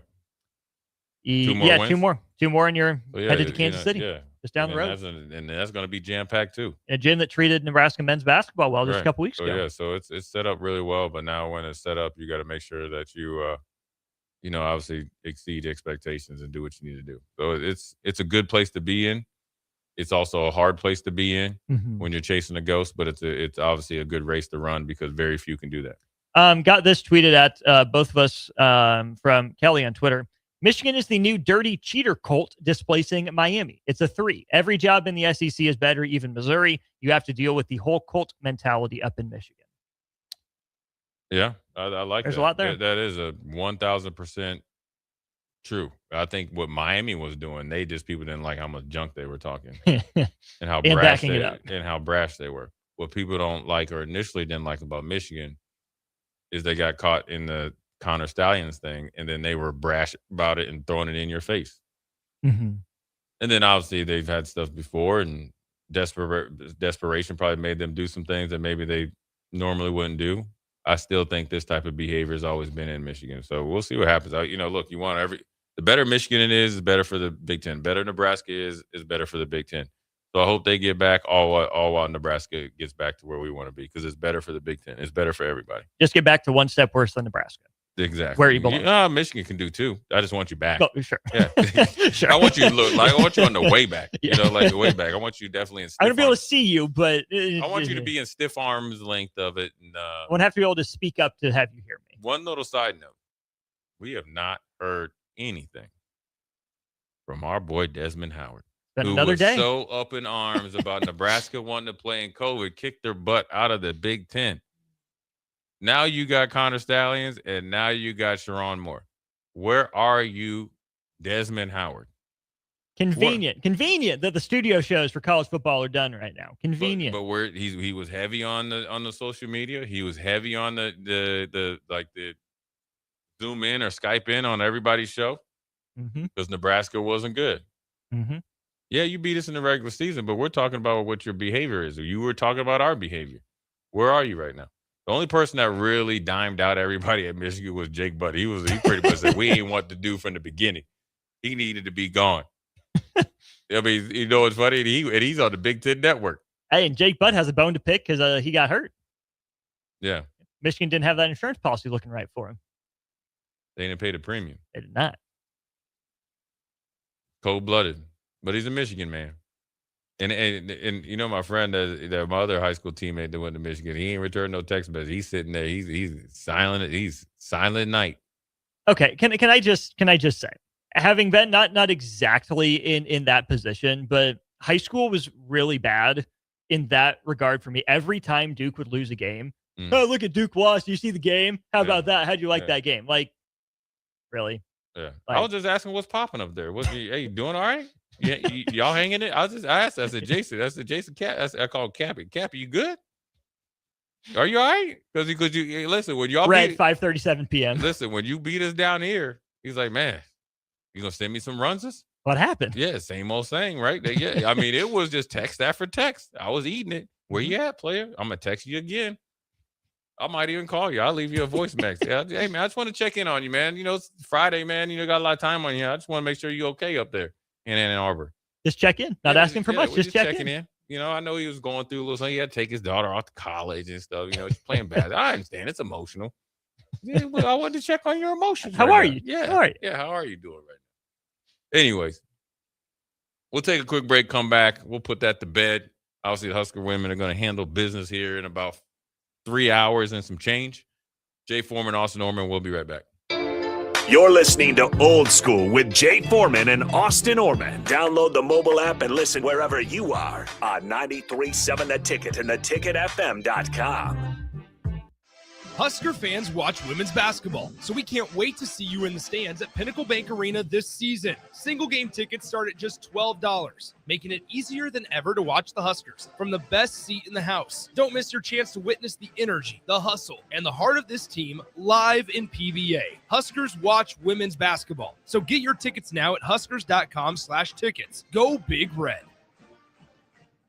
At Raising Cane's, we focus on being the best at one thing and getting it right every time, which is why every hand-battered, cooked-to-order chicken finger meal we serve is made just for you. Raising Cane's chicken fingers, one love.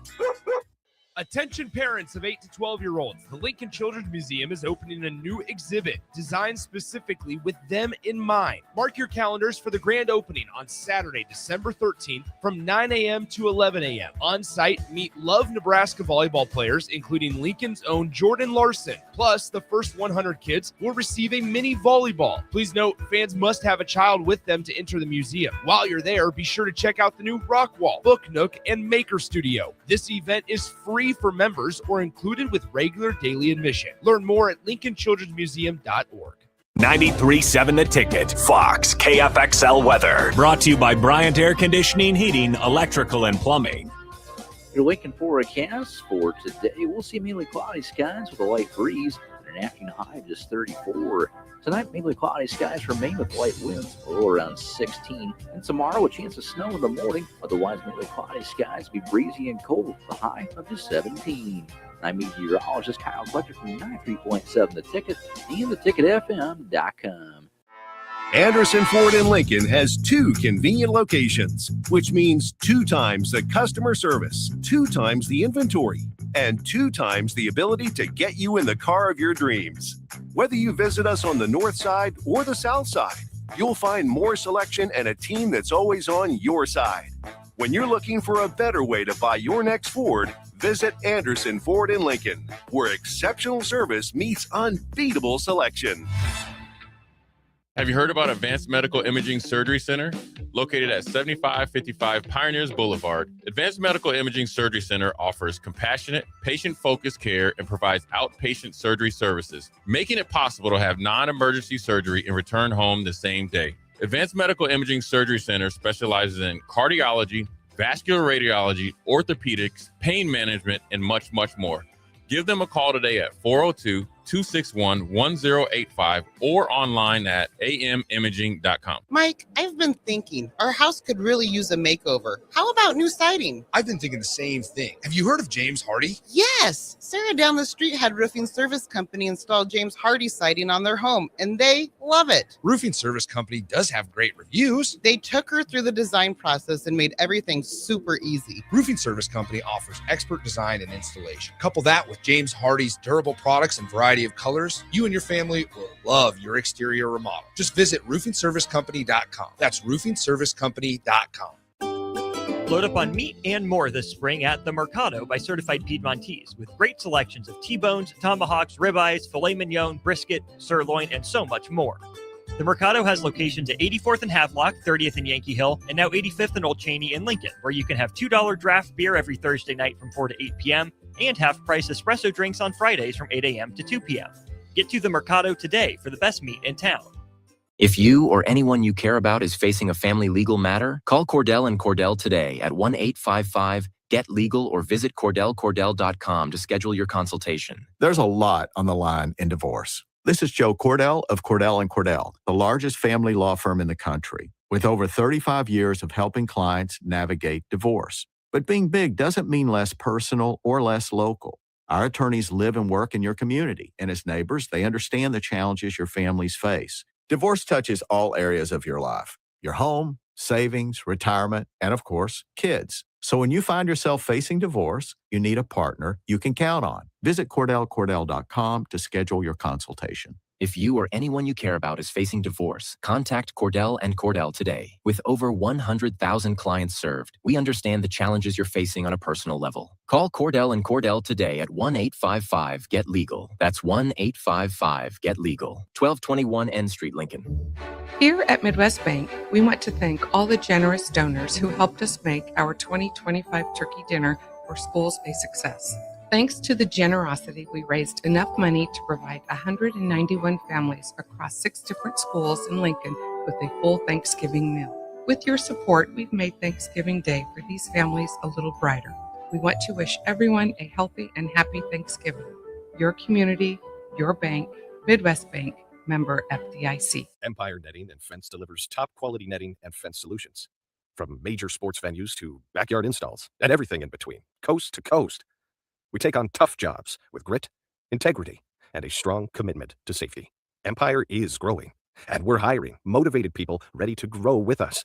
We build each other up, and we're building something big. Think you've got what it takes? Apply now at empire-fence.com. That's empire-fence.com. Back to Old School with Foreman and Orman on 93.7 The Ticket and theticketfm.com.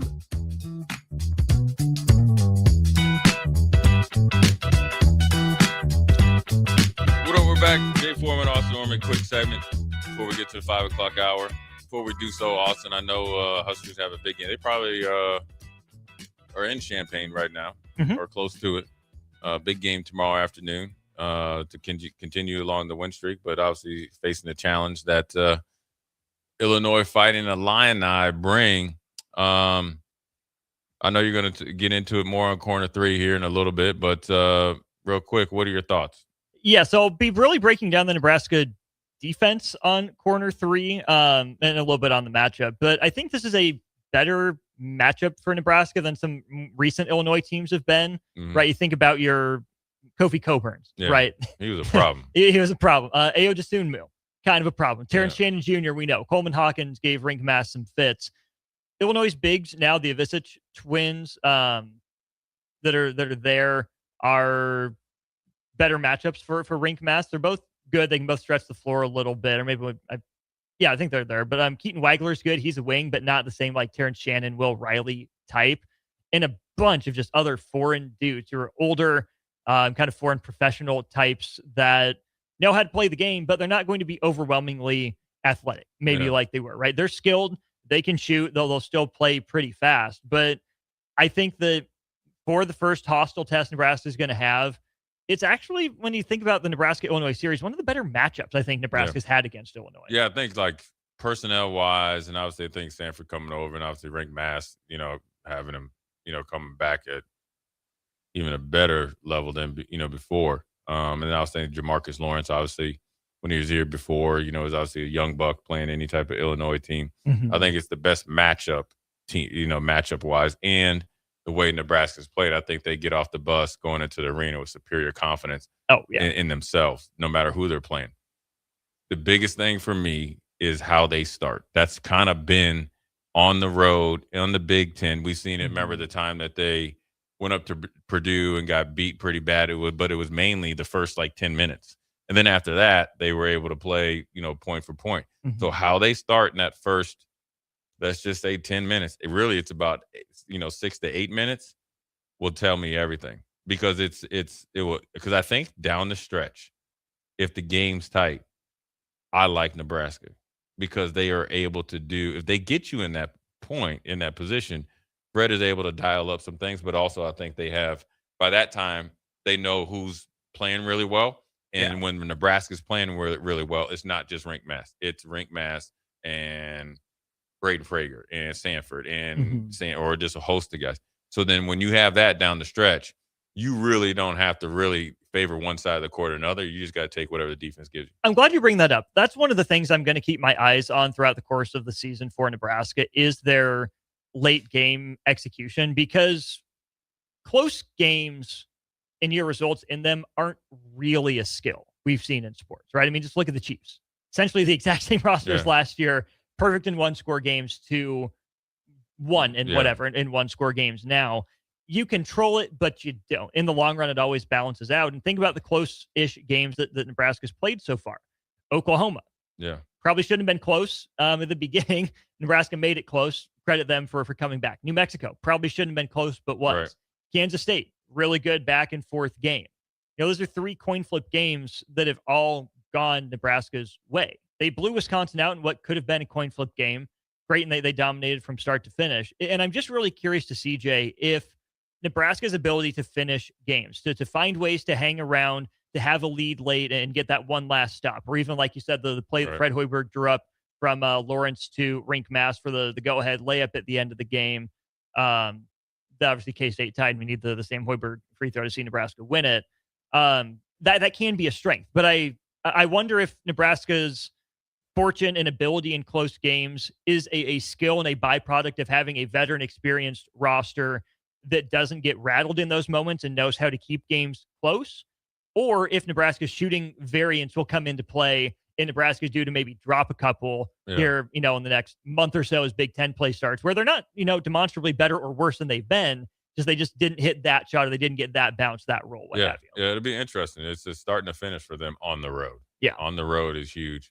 That'll tell me how this game's going to go. And obviously, Illinois is going to try to be extremely physical with Nebraska. They're going to try to, hit Nebraska more than they've been hit, to keep them out of rhythm.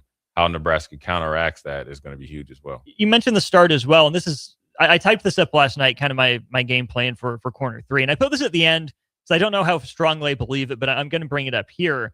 I do think an underrated part of Nebraska's defense is the offense, which sounds kind of funny, but think about it this way. The defense is playing the math, and I'll give you the breakdown as to why coming up at 6, but the offense is playing the math too. And if you're Nebraska, you're going to shoot a lot of threes and you're going to allow a lot of threes. You're taking the bet. You're taking the gamble that you are going to shoot more threes at a higher percentage than other people, right? And when you get off to a hot start in a game and the other team is chasing points, you're more likely to get them to press, to go outside of themselves. Greg Gard said he saw that from Wisconsin just a couple nights ago. So Nebraska getting off to a fast start, whether it's with the 3 or going inside with all the space, the gravity opens up beyond the perimeter. If Nebraska gets off to a fast start, that's how they put pressure on teams to chase those points, to try to match Nebraska. And Nebraska's taking the bet, the calculated gamble that it'll be a better shooting team and be able to keep those teams at arm's length. Yeah, and then the one thing that obviously was really good, and I wanted to see if it continued after the Oklahoma game and Oklahoma victory, was what their coach said, the pace. That's their defense. And the pace is based on the spacing, obviously the knowledge, and obviously being able to embrace what Fred wants to do, because it puts so much stress on you, because when they're operating efficiently, you try to play that way. And the one thing I think they do a really good job of not being, they're playing fast, but not in a hurry. Yeah. At times last year, they were playing too much in a hurry. They're playing at a really good pace. They're able to kind of actions on both sides of the floor. Guys are moving, but they're able to kind of crank it up a little bit, and then they strategically bring it down, and they crank it up for a while. They just never go above their really good level. Right. And I think that stood out to me most, Jay, against Wisconsin, when it was kind of an angry crowd. Right. Nebraska's not getting calls, they're not getting bounces. Last year, I think guys take some quick shots to try to get the excited crowd back, to try to put the dagger in early. But what Nebraska did was, in those moments, they slowed down and they worked for an even better shot. Some of that is just knowing that Wisconsin's not a good defensive team right now and trusting that if you keep working, you will get a better shot. But that's hard to do in those emotional moments. And Nebraska stayed the course in the key moments of that game against Wisconsin. Pace is going fast. Pace is having everyone moving. Pace is also knowing when to slow down and take your time on a possession to work for a better one. It goes both ways. And that leads to better shot selection almost as well. Always. Because you're not going to rush a shot. It's it's going really, really well right now for Fred and company. But can't wait for tomorrow. I think at 2:30, right? 2:33. Yeah. 2:33. So anyways, we'll take a quick break. Come right back. Jay Foreman, Austin Norman. We'll be right back. Watch Old School live on Facebook, YouTube, or Twitch. Old School with Foreman and Orman on 93.7 The Ticket and theticketfm.com.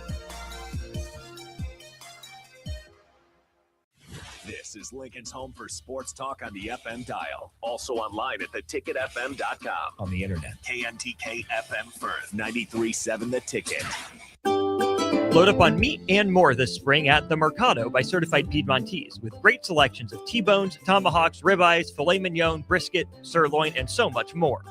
The Mercado has locations at 84th and Havelock, 30th and Yankee Hill, and now 85th and Old Cheney in Lincoln, where you can have $2 draft beer every Thursday night from 4 to 8 p.m. and half-price espresso drinks on Fridays from 8 a.m. to 2 p.m.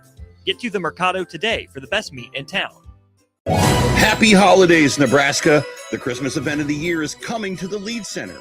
A Christmas Story, the musical, with all your favorite funny gags. The Fragile leg lamp, the Red Ryder BB gun, the ridiculous pink bunny suit, and more. All the fun of the movie, now with singing and dancing as seen on Broadway, with music by Pasek and Paul, the writers of The Greatest Showman. We triple dog dare you to get your tickets today. Leadcenter.org. Here at Midwest Bank, we want to thank all the generous donors who helped us make our 2025 turkey dinner for schools a success. Thanks to the generosity, we raised enough money to provide 191 families across 6 different schools in Lincoln with a full Thanksgiving meal. With your support, we've made Thanksgiving Day for these families a little brighter. We want to wish everyone a healthy and happy Thanksgiving. Your community, your bank, Midwest Bank, member FDIC. Winter is just around the corner. Is your vehicle ready? Don't get left out in the cold. At A1 Automotive, we prep your car for whatever winter throws your way here in Nebraska. For battery checks, for brake inspections, tires, heaters, whatever your car needs to keep you and your family safe on the road, we've got you covered. A1 Automotive, always honest answers. Comfort food, but make it vegan. At Rutabagas, they're serving all your crave-worthy classics. Mac and cheese, loaded nachos, Philly cheesesteaks, all 100% plant-powered and 100% delicious. Catch them at their cozy spot at 70th and Vine, or find their food truck rolling through the streets of Lincoln. So whether you're vegan, veg curious, or just hungry for comfort food with a twist, Rutabagas has a plate waiting for you. Find them on Instagram for their food truck location and specials. Rutabagas, where comfort meets compassion. Jack Russell of Farm Bureau Financial Services is here to help you protect things that are most important to you. Whether it's your home, your family, or your future, Jack Russell has the proven experience to get the job done while developing authentic relationships with you. Give Jack a call today at 402-421-9100. Again, that's 402-421-9100. Or visit one of his 2 locations in Lincoln or Seward and learn how you can excel in the complicated world of insurance. Jack Russell of Farm Bureau Financial Services, a trusted and well-respected representative since 1999. If one of the things running through your mind as a business owner is the recurring worry of possible cyber attacks, you can let out a sigh of relief. Hamilton Business Technologies has you covered. As the official business IT partner of the Huskers, we offer real-time threat monitoring, advanced security protocols, and more to keep your data safe from harm. We care about the success of Nebraska businesses and communities like yours. Learn how we can help you at hamiltonisbusiness.com. 93.7 The Ticket, Fox, KFXL Weather. Sponsored by John Henry's Plumbing, Heating, and Air Conditioning. Your Lincoln forecast for today, we'll see mainly cloudy skies with a light breeze and an afternoon high of just 34. Tonight, mainly cloudy skies remain with light winds, low around 16. And tomorrow, a chance of snow in the morning. Otherwise, mainly cloudy skies be breezy and cold, the high of just 17. I'm meteorologist Kyle Fletcher from 93.7 The Ticket and theticketfm.com. Back Nine Golf in South Lincoln is the premier indoor golf experience in the state. The weather in the winter months is cold, windy, and as unpredictable as a tee shot on the 450-yard par 4. With top-of-the-line full-swing simulators and a PGA teaching professional, Back Nine Golf is there to help you improve your game and lower your score. Back Nine Golf is open to the public with 24/7 access for members. Learn about Back Nine's variety of memberships today and see the facility for yourself at 7501 South 15th Street in Lincoln, just south of 14th and Pine Lake Road. Back Nine Golf, your premier indoor golf and events destination. Coming at you live from the heart of Lincoln, America. This is Old School, sponsored by the Mercado by Certified Piedmontese. Nebraska Football Hall of Famer Jay Foreman and Austin Orman. Old School with Foreman and Orman on 93.7 The Ticket and theticketfm.com. That's right. Welcome in hour 3 of Old School here on The Ticket and theticketfm.com. I am Austin Orman. Jay Foreman hitting the road. High school hoops on his docket tonight. You can be a part of the show, though. 402-464-5685. Whether you're on your drive home, you're posted up at home, whatever it is you're doing, appreciate you being a part of the show. Don't forget, if you are on your way home and you've been able to pick up some diapers to support the Schwezo Construction and TMCO diaper drive, for the Nebraska Diaper Bank in the Forward program, bring them on by, right? I'm here for a while tonight yet. We'll do this hour of Old School, do the corner 3. So if you're here, we'll leave the door open. Go ahead, drop off your diapers right here. Would really, really appreciate that. We will be joined by some more representatives from this diaper drive, this time from Schwezo Construction and the Forward program, coming up at 5:30. Until then, we got to talk some baseball, friends. We got to talk. Winter meetings are over. There's been a lot going on. The sport of baseball has been changed forever. Okay, maybe not quite to that degree, but we'll start with the Kansas City Royals aspect. Some news out of Kansas City today. The Royals agreed to a 5-year contract extension with a player option in year 6 for third baseman Michael Garcia. He is from some good bloodlines. Alcides Escobar, his cousin, also related to Ronald Acuna down the line as well. 5-year extension with a club option for 2031. In those 5 years, Michael Garcia guaranteed $57.5 million. Actually, through the club option, $57.5. And with the escalators, it could be as much as an $85 million contract. This has not yet been confirmed by the Royals, but many sources are reporting to Jeff Passan of ESPN and Rogers of MLB.com and more. The Spies out 4 arbitration years for Michael Garcia and at least 1, if not 2 years of free agency. He will be in Kansas City through at least his age 30 season. If Kansas City picks up the option, it'll be Michael Garcia's age 31 season, leaving him free to potentially hit the market again as a free agent, or for the first time really hit the market at the age of 32. Fantastic deal for Michael Garcia, getting the long-term security that he has, and fantastic deal for the Royals, getting a Gold Glover and a guy that really broke out with the bat last year at a really affordable number. If you think about it as essentially $11 million a year if you don't pick up the option, and if you do, it's about $9 million a year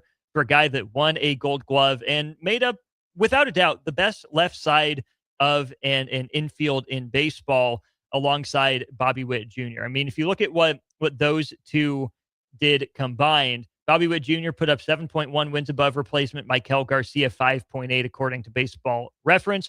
Both of them were Gold Glovers. Both of them finished top 15 in most valuable player voting, and both of them were named an all-star. So Bobby Witt Jr. has his infield counterpart for years to come there in Michael Garcia. Fantastic move for the Royals. Really love that for them. Love it for Michael Garcia. It's not all that the Royals have done, though. We are Lincoln's home for the Kansas City Royals, which is always sweet music to my ears. Royals have also made a couple other moves on the margins. They signed Lane Thomas. He is a right-handed hitting outfielder. And for those of you Royals fans out there, you might know that has been something the Royals have been in hot pursuit of for a while now. They were so bad against lefties. They have been for a handful of years now. Their OPS about 150 points different, whether they're facing righties or lefties. So they go out and they get right-handed throwing, right-handed hitting Lane Thomas to help shore up some outfield depth. My guess is that Thomas profiles as a starter for this team, but at the very least, if the Royals aren't able to swing a trade, then there is certainly potential for Lane Thomas to be that fourth outfielder type in a platoon role with Jack Caglione. Caglione would probably get more appearances at the plate and more at-bats just by virtue of being a left-handed hitter. There are still more right-handed pitchers in the sport of baseball. And, of course, Caglione inside the organization, the number 6 pick just a couple of years ago, or just last year's draft for the Royals. He skyrocketed through the system, arrived to a lot of fanfare, didn't do much in his time in Kansas City. But shout out to Cespedes Family Barbecue on Twitter. Fantastic couple guys, fantastic show, fantastic follow. Since Alex Gordon and Lorenzo Cain left town, the Royals outfield has been starved for offense. Not once since the 2015 season have the Royals put up even an average number in terms of the weighted runs created plus across the outfield. If 100 is average, the best the Royals outfield has been offensively in a single season since Gordon and Cain left town was 7% worse than average. They were a 93 weighted runs created plus in 2016 and in 2022. Otherwise, it's been 89, 87, 84, dipping all the way down to the worst offensive outfield in baseball this year. 27% worse than average were your Kansas City Royals outfielders. When you look across the board, who would that have been? Obviously, Kyle Isbell playing 135 of 162 games in center. He's a left-handed hitter who got some days off against some of the tougher lefties. Obviously, Caglione in 62 games wasn't much of anything, did go on the IL with a little bit of an injury. Drew Waters still listed as the left fielder on Baseball Reference from last season, and he played only 71 games in Kansas City. You also throw Nick Lofton out a little bit, Adam Frazier a little bit. They did add Mike Yastrzemski at the trade deadline. He was really good, put up a win above replacement in just 50 games with Kansas City. Royals were interested in re-signing him, but that's a guy that's going to be entering his age 35 season. Royals weren't necessarily looking to commit a bunch of money to him. He signs for 2 years with an option for about $23.5 million with Atlanta. So the best most consistent outfielder the Royals had last year. They had for the least amount of time, and he has now moved on somewhere else. But Yastrzemski batted left-handed. John Rave batted left-handed. Drew Waters, switch hitter. Kyle Isbell batted left-handed. Jack Caglione batted left-handed. The Royals were in need of any sort of just mediocre offensive production from their outfield. And if they can get it from a right-handed hitter to help balance out their lineup, that's a great step in the right direction, right? You think about the righties that are in the Royals lineup right now. It's Garcia, it's Witt, it's Perez. Jonathan India did get retained with an $8 million deal by the Kansas City Royals, but he's kind of a part-time player, did not have the year the Royals were expecting him to have. And now they add Lane Thomas to the fold, who was really bad last year, only got 125 at-bats for the Cleveland Guardians. He was a trade acquisition for them from the Washington Nationals in 2024. Hit a pretty big home run off Tarek Skubal. This is a guy that has a pretty intriguing power-speed combo. He'll be entering his age 30 season. He'll turn 31 in August. So I guess, yeah, it'll be his age 30 season, the way Major League Baseball calculates it. Intriguing guy, 727 OPS, career OPS plus of 103. He is an average bat, maybe ever so slightly above average overall. I mean, a 310 on base is pretty par for the course here, a 420 slug for his career. You take that out of a corner outfielder who is pretty decent with the glove as well. It's balanced. It's a fourth outfield. It's a platoon role. And a guy with potential to be more, right? He should still be, in the middle of his prime, maybe tailing toward the end of it, but should certainly be a useful, serviceable player for the Royals. I really like the Lane Thomas acquisition. The other things that the Royals have done, they re-signed a friend, Jose Cuas, old friend alert, to a minor league deal. He was the one they traded to the Cubs for Nelson Velasquez back in the day. Nelly Nukes didn't have a whole bunch of an impact in Kansas City, a couple memorable moments, including a walk-off against Seattle that ended up actually being the difference in the Royals squeaking into the playoffs last year ahead of the Seattle Mariners. They also signed Alex Lange. He's a relief pitcher and a closer. Got him for a 1-year, $900,000 deal. That's a guy with some really good velocity and a good breaking pitch. The Royals think that they can really hone in on and add as a weapon to that bullpen. What is on tap for the Royals? Some more news out of Royals land today. Nothing official, but sources have been reporting that the Royals continue to gauge Boston's interest in trading Jarren Duran. That would be another outfield addition for the Royals. He is left-handed, but certainly an offensive upgrade and a solid enough defender out there. But the other names the Royals have been linked to, and general manager J.J. Piccolo brought this up, that it might take more than just a one-for-one swap. It might take more than just two teams to get a deal done. The Washington Nationals have emerged as a potential candidate and a player in a trade like this. You look at the Royals have asked Washington about left-handed pitcher Mackenzie Gore and shortstop CJ Abrams. So Gore is a one-time top pitching prospect. Injuries have sapped a little bit. He was really good to start last year, kind of tailed off in his first, close to complete season in the big leagues as a full-time starter. Not a lot of injury risk again with him, with what he's gone through, more just building up that bulk and that stamina, which we've seen the Royals do. You look at what Chris Bubich was able to do, or he went down late in the year. And then obviously Seth Lugo is a guy the Royals transitioned from the bullpen to a starting role to great effect a couple of years ago. And he was solid enough this year before injury sapped a little bit from him. And then CJ Abrams is a guy that's a shortstop by trade, still plenty young, still plenty athletic. I do wonder if CJ Abrams, if he becomes a Royal, do they stick him at second base, or do they convert him into the outfield? As young and athletic as he is he the heir apparent in center field if he takes to it from Kyle Isbell? Both those guys, Gore and Abrams, I believe, came over to Washington as part of the deal that San Diego put together to acquire Juan Soto. So if that's the framework of a deal, I would have to imagine that it would be a 3-team swap, and the Royals would be interested in Mackenzie Gore, probably because they would have to give up Cole Reagans to be able to get a package of that caliber and more, right? Cole Reagans would not be enough on his own to get a deal like that done. Maybe it's a Cole Reagans, a Blake Mitchell, and a couple other mid-ish tier prospects for the Royals, who still don't have a very deep farm system. I think it's improving, but it's only been one draft for the new director of scouting, Brian Bridges, who has a pretty darn good track record from his time in Major League Baseball.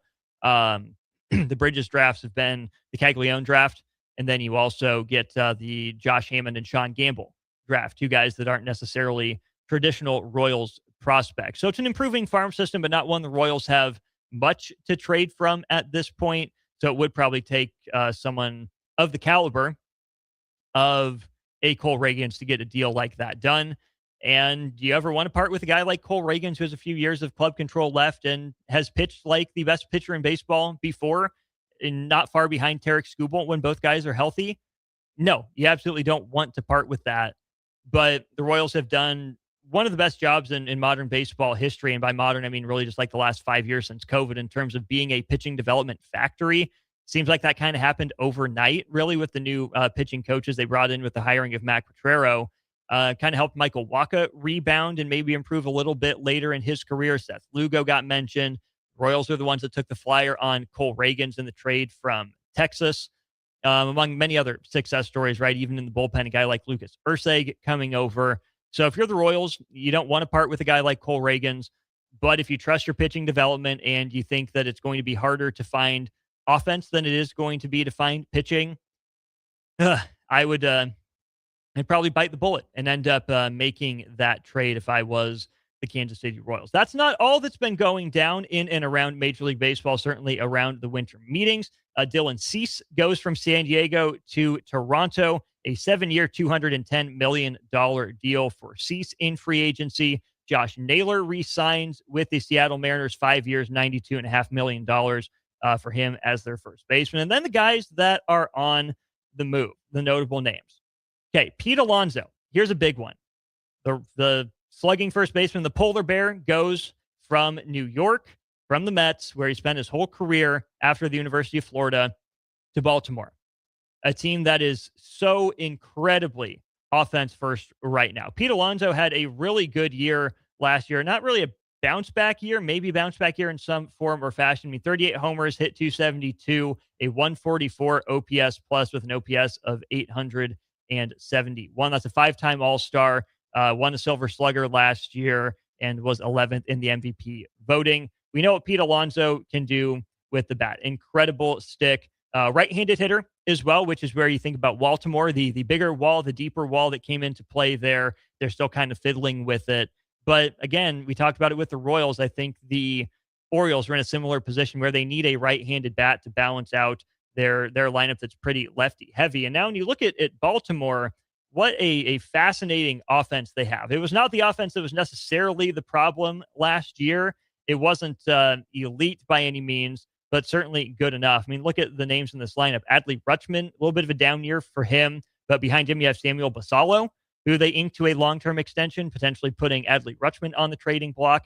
Kobe Mayo can really rake. Jackson Holliday played better in his second stint. Gunnar Henderson, top 5 shortstop in baseball. Cedric Mullins is gone. We'll talk about him here in just a little bit. Ramon Laureano still around. Ryan Mountcastle in the right role. Then you get young guys like Colton Cowser, like Jordan Westberg in the fold as well. Heston Kierstad in the mix too. There is a lot of offensive talent on that Baltimore Orioles squad. They went and they made it even better with the addition of Pete Alonso to help balance out that lineup. Now, the pitching is completely another story. Dean Kramer, fine, not a great year for him last year, but he's had moments of success. Tomoyuki Sugano, old, probably washed, but he was somehow probably their second most effective starting pitcher. Cade Povich is stuck around, hasn't been great yet for Baltimore, of course, former Nebraska product. They gave real innings to Charlie Morton for a while last year, as Zach Eflin has had his moments at times. The bullpen was a little bit better, right? Yenier Cano has had his moments, and then obviously Felix Bautista and Sir Anthony Dominguez for a while alongside Gregory Soto. But run prevention was the issue for Baltimore. They said, you know what? Screw that. We're going all in on scoring more and more runs. So Pete Alonso to Baltimore stands out, obviously, for the Baltimore aspect. But also, let's think about things from the perspective of the New York Mets. The Mets, the richest owner in baseball, Steve Cohen, are breaking up their core. Earlier the offseason, they trade longtime outfielder Brandon Nimmo away for Marcus Semien, of all people. Interesting move. They give up a fan favorite, a guy that had played really well as a Met for a while. Never really been a superstar, but certainly has been an all-star caliber player a couple times in his career. for Marcus Semien. Nimmo is about to exit his prime. Semien has been playing in his mid-30s. I think he's 35 right now. Kind of just a one-for-one swap. David Stearns, the executive of the New York Mets, felt the need to do something, not just continue to let the same core that's had its opportunities play its way out. But that's not necessarily it for what the Mets lost, right? Alonso gone, Nimmo gone, and then how about this one? Closer Edwin Diaz, who's had some of the most electric stuff in baseball, suffered that unfortunate injury on the mound that sapped a little bit, but he came back and has pitched extremely well. 3 fan favorites in New York all out the door. Alonso's just down the eastern seaboard. You see Nimmo go down to Texas, kind of out of sight, out of mind with a decent player in return. But the one that will really hurt, I think, the Mets is Edwin Diaz, who goes to the Los Angeles Dodgers, a 3-year, $69 million deal with the Dodgers. The Mets lose him. It's a huge offseason for the Mets, who continue to have so much promise, who continue to have the biggest payroll in baseball. But David Stearns is trying something new. It's early December. There's still plenty of time to go. I can understand the Mets fans that are giving David Stearns patience. Okay, this is weird. I don't know what to think of it. It's a new team. I can understand the Mets fans who are saying, what are we doing? We know these guys are good, solid, productive players. Just give them a chance to put it all together. Mets are taking a bit of a gamble. I'm really curious to see how it works out for them. Also in the the National League East, the Braves beef up their bullpen. They re-sign Raisel Iglesias, 1 year, $16 million deal, hard thrower, really good breaking ball as well. They also pick up Robert Suarez from San Diego, a 3-year, $45 million deal for him. So that's 4 years and $61 million that Atlanta commits to the back of its bullpen. A team that was really hampered by injuries last year on the mound and in the field. That's a pretty deadly starting rotation when everyone is healthy. You get Iglesias back, you add Suarez to it. Atlanta should probably be pretty darn good again next year. They'll still have to contend with Philly, who does indeed end up re-signing Kyle Schwarber, a 5-year, $150 million deal for the Phillies. Listed as a left fielder, he is essentially just a designated hitter right now as well. $30 million a year for Kyle Schwarber, good for him. Some other moves of note. You get the Cubs signing Hobie Milner and Phil Maton. So Cubs, I see your text there. Not a whole lot going on in the Windy City right now. Enjoy that, I guess. You still have Brad Keller. Don't trade him away. He seems pretty good. Ryan Helsley, off a really up and down year for the Mets, signs with Baltimore 2 years and $28 million. And speaking of ups and downs, I skipped over this one, meant to talk about it in the Mets section. Devin Williams is just trading Burrows at this point from the Bronx to Queens. A 3-year, $51 million deal for Devin Williams, whose ERA skyrocketed last year. His fielding independent pitching, which takes into account home runs, walks, and strikeouts, was pretty consistent with where it's been the last 4 years. Pitching at Yankee Stadium, hard to do. Didn't exactly go perfectly for Devin Williams the first month of the year. He was much better down the stretch, but the Yankees let him walk, don't re-sign him. The Mets say, thank you very much. We will replace Edwin Diaz with Devin Williams. He goes back to the National League after beginning his career really in earnest with the Milwaukee Brewers. That's most of the interesting moves. You get to Cedric Mullin from the Mets to the Rays. Of course, he was with the Orioles to begin last year. Just a 1-year, $7 million deal for the switch hitting Mullins. Mark Leiter Jr. is going from the Yankees to the A's. Ryan Yarbrough will re-sign with the Yankees, 1 year, $2.5 million deal there. And still plenty more to come in baseball. We'll definitely keep our eyes on that. You should keep your eyes right here, 93.7 The Ticket. We'll have another conversation with a couple great people representing the Diaper Drive, Shuizo Construction, and the Forward program. We'll do that next here on Old School. You're listening to Old School with Jay Foreman and Austin Orman. Download the mobile app and listen wherever you are on 93.7 The Ticket and theticketfm.com.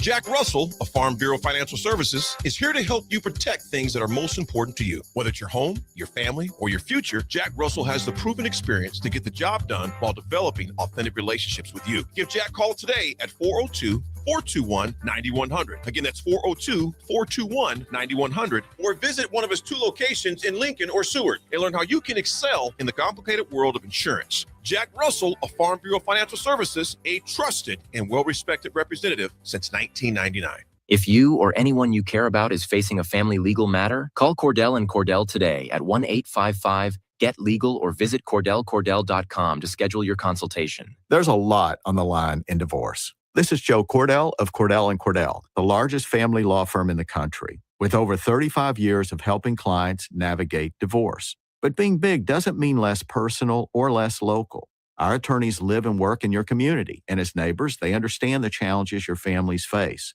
Divorce touches all areas of your life: your home, savings, retirement, and of course, kids. So when you find yourself facing divorce, you need a partner you can count on. Visit CordellCordell.com to schedule your consultation. If you or anyone you care about is facing divorce, contact Cordell & Cordell today. With over 100,000 clients served, we understand the challenges you're facing on a personal level. Call Cordell & Cordell today at 1-855-GET-LEGAL. That's 1-855-GET-LEGAL. 1221 N Street, Lincoln. At Raising Cane's, we focus on being the best at one thing and getting it right every time, which is why every hand-battered, cooked-to-order chicken finger meal we serve is made just for you. Raising Cane's Chicken Fingers.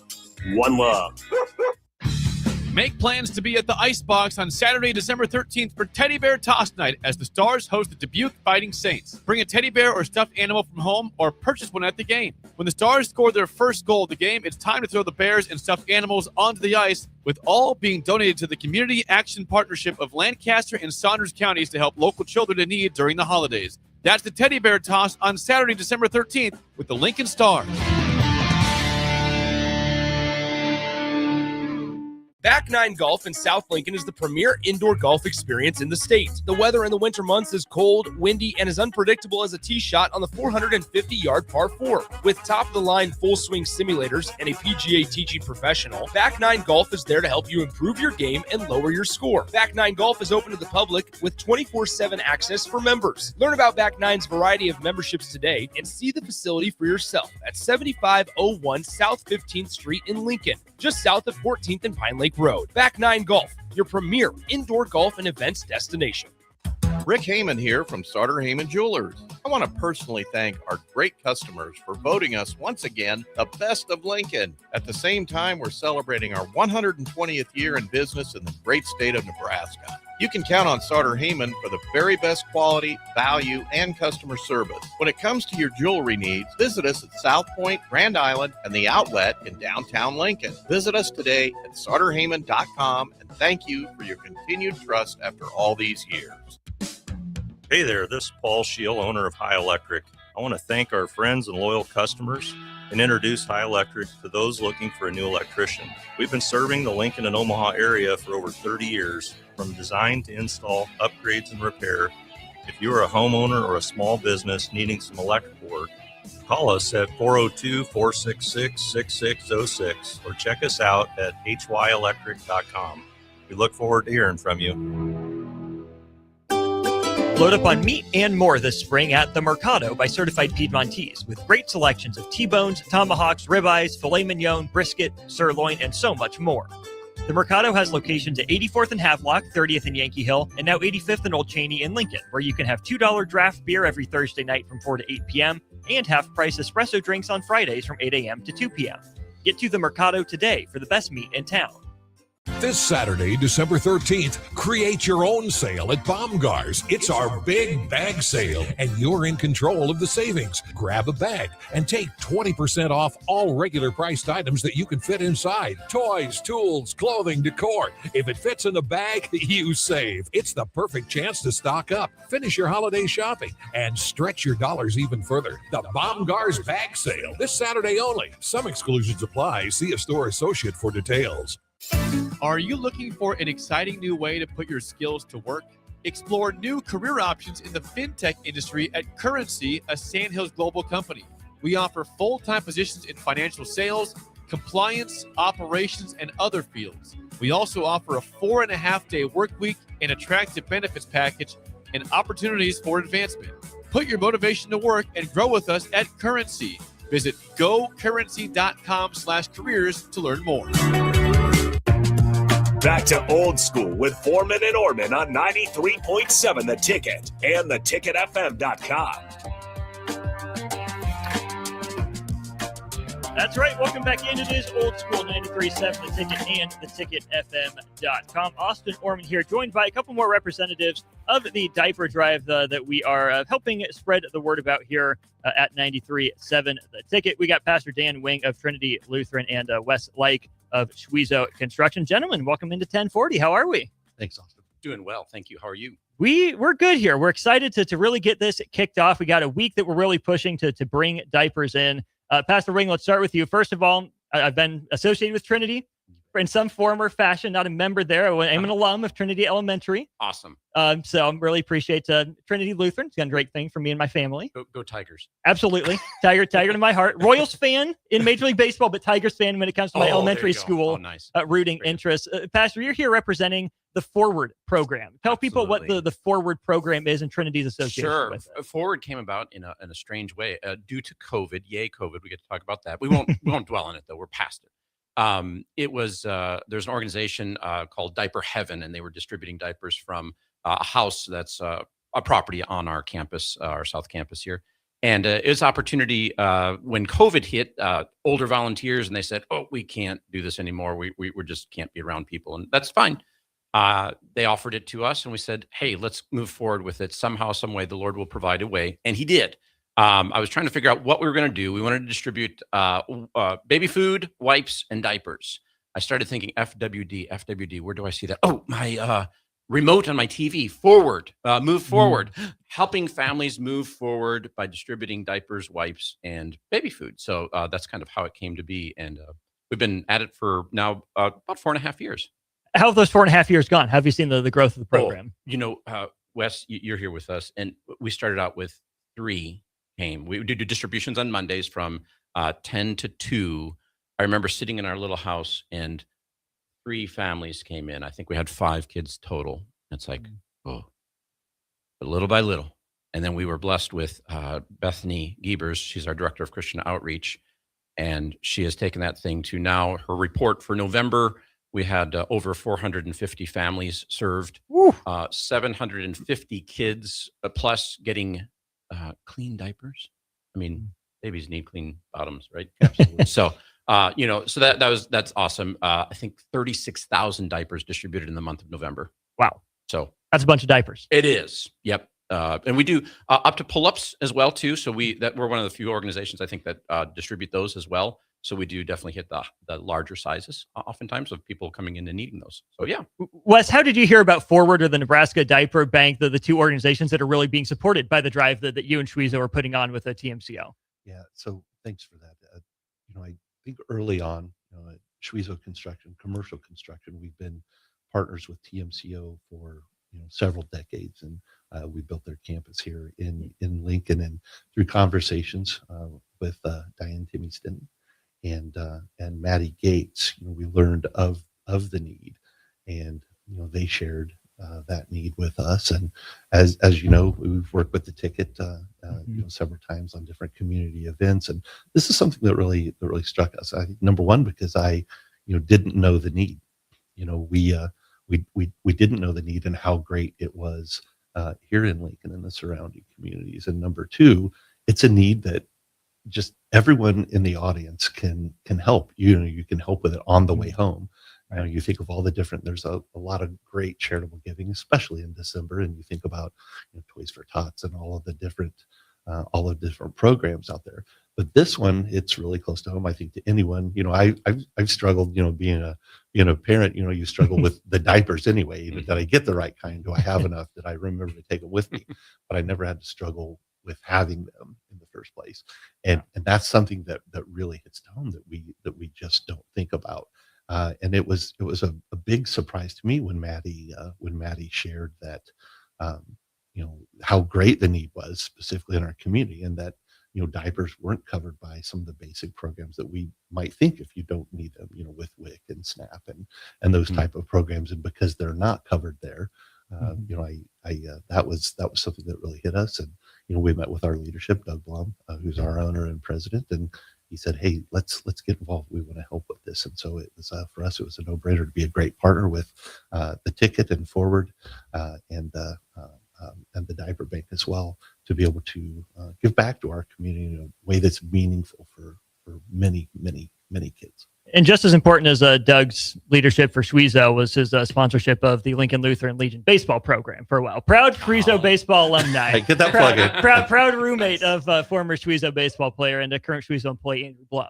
Yeah. So and we're still associated with Lincoln Lutheran too. As a matter of fact, one of our projects we're the most proud of right now is the Lincoln Lutheran Wellness Center, and that completes here in the next few weeks. And so we're really excited for that program. As a Trinity alum and a Lincoln Lutheran alum, I'm really excited to see it.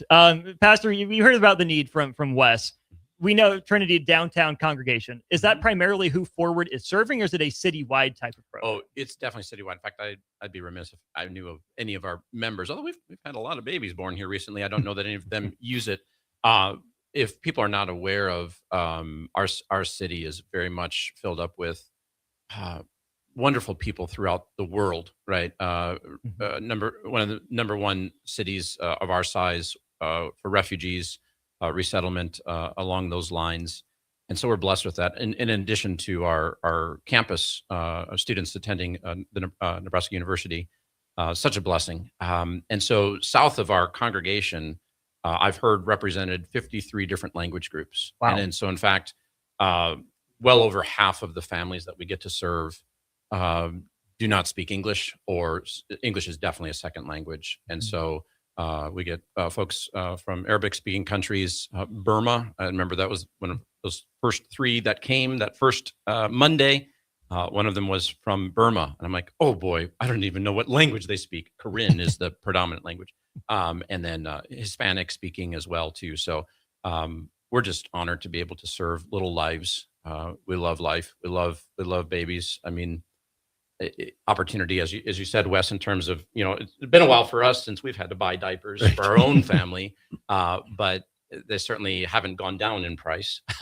And so the opportunity to just help supplement families for that is such a joy. Yeah, I can attest. I've got a 2-year-old running around in size 6s and about a 2-week-old running around in size newborns right now. Right. So they are not getting cheaper. But Wes, I'm in the kind of the same boat that you were, right? Having had them, not really struggled for them, but knowing the impact that just having a clean diaper can have. Yeah, it's a struggle as a dad to learn how to change it maybe sometimes, but then for these families that maybe, like Pastor just said, need some supplementing, to be able to provide that for them any time of year, but especially making a push right now. Yeah, the big reason that I think this drive matters, and what really hits home, is 1 in 3 Nebraska families struggle to afford diapers. 1 in 3. 1 in 3 families. Wow. And so the need is great. I think the really cool thing, and thank you again for having us on, the really cool thing about this holiday diaper drive that we have, everybody out there, the holidays sneak up on us, right? And we all want to give back, and we all have busy lives. You're taking the kids here and there, you're working, you're doing all the things to take care of your family and your community. This is something that everybody listening can afford to help, and to have time. Everybody drives by somewhere that has diapers and wipes, and we've got 4 convenient places they can drop this off. Again, the diaper drive is from the 5th through the 19th. Halfway home. We're halfway through there. But they can drop them off at our office at Schwezo Construction, Pine Lake Self Storage, right here at 93.7 The Ticket. Did you like that? It's the radio true. voice. I love 93.7 The Ticket. And also White Elm Brewery, who's agreed to be a drop-off place for us with this effort. So if you're heading home and you can hit one of those 4 areas and do a drop-off, I know that the families in our community would certainly appreciate it. It's an easy way to give back and to make a meaningful difference right away that same day. Man, so simple on the way home. Pastor, we heard from Jael before about specific needs. Are there any specific needs for the Forward program that you guys are looking for, if you could request? Sure. We definitely, we are more on the larger size. So we distribute on Mondays. We do packs of 30 pull-ups. And so pull-ups usually are in high demand, again, because we're really the only organization I think that does offer those. And then the larger sizes, probably 4 to 6 as well, would be beneficial. But we will take any diaper, because when you need a diaper, you need a diaper, right? We don't, praise God, at least not yet. Maybe the time is coming, but we got lots of little kids who do. And so, yeah, we also give a pack of wipes away as well. We do have, and we're not looking for donations for this because we've got a ton, but there's also a portion, it's called Forward Plus, and it's basically a hallway. Yes, it's a hallway at this house that we own that has just baby clothes, things that a lot of times the families, as the kids grow out of things, they will give back. And so these families aren't only about taking, but they're about giving too. And so they will bring donations in, but we also get donations from other people as well too. We got a great lady by the name of Connie Schmeling. She's just wonderful. She's taken that bull by the horns and offers our families some pretty amazing things. She cleans them up, gets them ready. We do toys for families too during the Christmas season as well. And so that'll be a process as well. So there you go, Wes. Maybe one more time, let people know the 4 drop-off points across town. Yeah, the 4 drop-off points are Schwezo Construction at 3700 South 3rd Street, or South 6th, I'm sorry. Schwezo Construction, 3700 South 6th Street, Pine Lake Self-Storage, 93.7 The Ticket, and White Elm Brewery. And the donation recipients are the Prep Academy at TMCO, Nebraska Diaper Bank, and Forward. We've heard about all 3 of those fantastic programs here today. Pastor Dan Wing of Trinity Lutheran, Wes Lake of Schwezo Construction, our guests. Gentlemen, thank you so much for letting us help you. We'll do our small part the best we can to get the word out there. We'll keep pushing this because the drive officially ends the 19th, correct? That is it. Yeah, it's the 5th through the 19th. Okay, halfway home. Let's get it done. Let's raise those diapers. Pastor, you have a goal, any number that we're looking to shoot for? You know, if we're doing 36,000 in a month, we'll take anything. We'll take anything, absolutely. And we'll put it to good use. So, it doesn't matter. We're so honored and blessed by Schwezo taking this on. We really thank you, Wes, and the whole company, and certainly you, Austin, and the ticket as well. Praise God for the gift of all of you, for our community. Take it, family. We've rallied before. Let's do it again. A lot of people out there in need of some help across our community. We can do it. Those 4 drop-off points, you got a week. Plenty of time to get that done. Gentlemen, thanks for coming in. Great to talk to you. Thank you. We'll be back, wrap up Old School right after this on the ticket. Watch Old School live on Facebook, YouTube, or Twitch. Old School with Foreman and Orman on 93.7 The Ticket and theticketfm.com. Load up on meat and more this spring at the Mercado by Certified Piedmontese with great selections of T-bones, tomahawks, ribeyes, filet mignon, brisket, sirloin, and so much more. The Mercado has locations at 84th and Havelock, 30th and Yankee Hill, and now 85th and Old Cheney in Lincoln, where you can have $2 draft beer every Thursday night from 4 to 8 p.m. and half-price espresso drinks on Fridays from 8 a.m. to 2 p.m. Get to the Mercado today for the best meat in town. Comfort food, but make it vegan.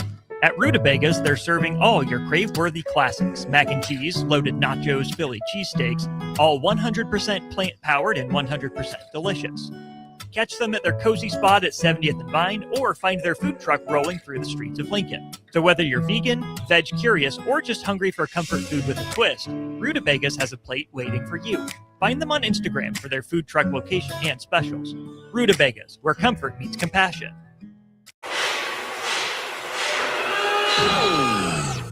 When equipment breaks down and operations come to a halt, every single second counts. So why is your maintenance team spending 60% of their time doing anything but turning wrenches? MaintainX is the AI-powered maintenance and asset management system that helps your team get back to actually fixing breakdowns. No more searching for manuals, no more hunting down parts, no more drowning in paperwork. With MaintainX, your team can access manuals from anywhere, create new procedures in minutes, and turn voice notes into clear and complete work order feedback. What used to take hours now only takes minutes. Keep your operations moving, not your paperwork. Join over 11,000 maintenance teams that are already fixing more and filing less. Try MaintainX for free today. Go to maintainx.com/AI. That's maintain and the letter x.com/AI. Are you tired of living in pain? At Prairie Orthopedic and Plastic Surgery, they make it simple. From head to toe, spine to extremities, they've got you covered. Their multi-specialty team of experts in orthopedic surgery, plastic surgery, podiatry, physical therapy, and occupational therapy all work under one roof to get you back to living life pain-free. Don't wait another day. Visit prairie-ortho.com today or call them at 402-489-4700. Prairie Orthopedic and Plastic Surgery. where healing begins. Hi, Sean Callahan here for Coppell Chevrolet GMC, the #1 fastest growing GMC dealer in the Omaha and Lincoln area. We are going to keep this train rolling in a big way with new half-ton and 4x4 pickup trucks starting at $12,500 off list price or 0% financing. You heard that right, $12,500 off list price or 0% financing. You pick which one works better for you. Please stop on in the dealership and meet the team or check us out at koppelcars.com. Stock number C280930. All deals with approved credit. Your Christmas list changes a lot as you get older. Dreams of video games, remote-controlled cars, and baseball gloves turn into dreams of shoes. You know, practical things. Brown's Shoe Fit is the king of shoes in Lincoln, with brands like Sorel, UGG, Brooks, Hoka, and more to make you fashionable and comfortable. Grab a new Ridge wallet or buy 3 get 1 free on Smart Wool socks for the ultimate stocking stuffer. And don't forget a reliable gift card for that hard-to-buy-for person in your life. Brown's Shoe Fit at 66th and Q in Lincoln. Mike, the insurance company wants us to replace the roof. Wait, what? I thought everything was fine. Yeah, it says right here our roof is too old and they won't be able to cover us anymore. I guess it is 15 years old. Hi, I'm Austin with Roofing Service Company. We help homeowners with their roofing and siding projects. Financing options are available, and we can get you under a new roof no time at all. If this sounds like you, visit roofingservicecompany.com. That is roofingservicecompany.com. A lot of businesses say they're family focused, but when tough situations in life arise, the business wants anything but your best interests. James Enterprise Incorporated is hiring, and they will always treat their employees like family, just as they do their customers. James Enterprise Incorporated is hiring Class A and B CDL drivers, a shop tech, and a diesel mechanic. If you're looking for a career with a company that goes above and beyond to value you and your family, apply today at jamesenterpriseinc.com or call 402-432-6740. Hey there, this is Paul Scheel, owner of High Electric.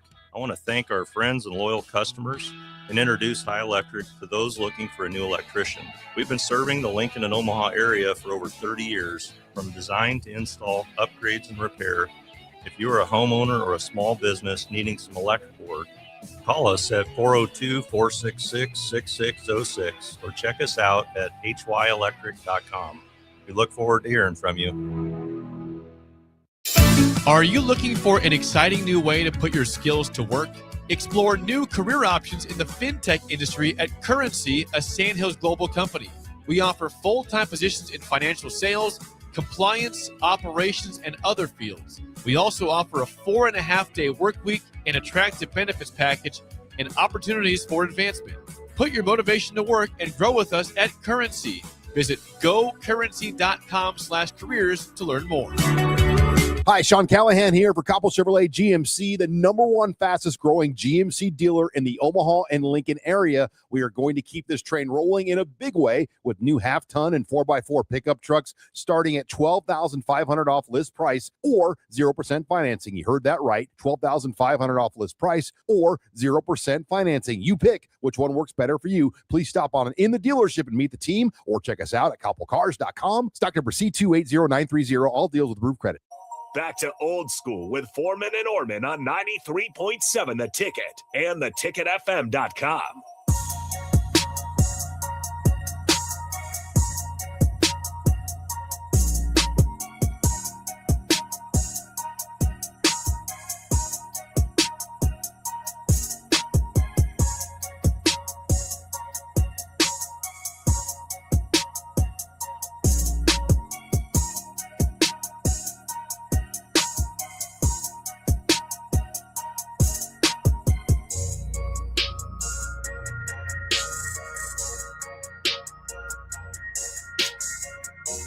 That's right. Welcome back in. It is Old School here at 93.7 The Ticket and theticketfm.com. Austin Orman with you here. Big thanks to Pastor Dan Wing of Trinity Westlake of Squeezo Construction stopping by, telling us more about the diaper drive that we are helping spread the word for. Here, got a week, 7 days from today. The diaper drive will officially wrap up coming up on Friday, December the 19th. 4 drop-off points across town. Go back, listen to the segments. We had obviously Pastor Wing and Wesley in here at 5:30, and then at 3:30 we had Maddie Gates from TMCO and Jael Coffey from the Nebraska Diaper Bank in at 3:30. Really great information, raising awareness for just how strong the need is in this Lincoln community. 1 in 3 families struggling with the availability of diapers. Please, if you have a Harvard Families, if you've been a parent who's been through that before and known how expensive diapers are and how in need and demand they are, you find it in your heart to help, please drop some off right here at 1040 O Street. We're open. Grab a cup of coffee at the mill, drop them off in the bin that we have here. Every little donation goes a long way. Been a good show, been a fast show, been a fun show. Lots to get to, especially in the realm of college football. In case you missed it earlier, the news of the day, Kyle Whittingham not retiring, but stepping down from his post as Utah head coach following the Las Vegas Bowl against Nebraska. That'll be the final game that he coaches for the Utes. That's a guy that took over once Urban Meyer left. He's been on staff with the Utes for a long time, since I believe 1994. He was part of that Fiesta Bowl win in 2004. After that season, the 2005 Fiesta Bowl, alongside Urban Meyer, before Urban Meyer left and kickstarted that fantastic run that the Florida Gators had for a few years.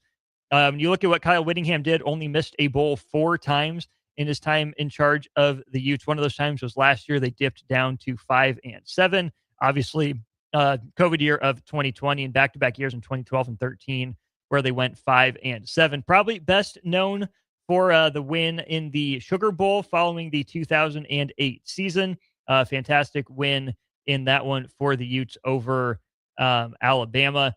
One of the most memorable college football games of all time.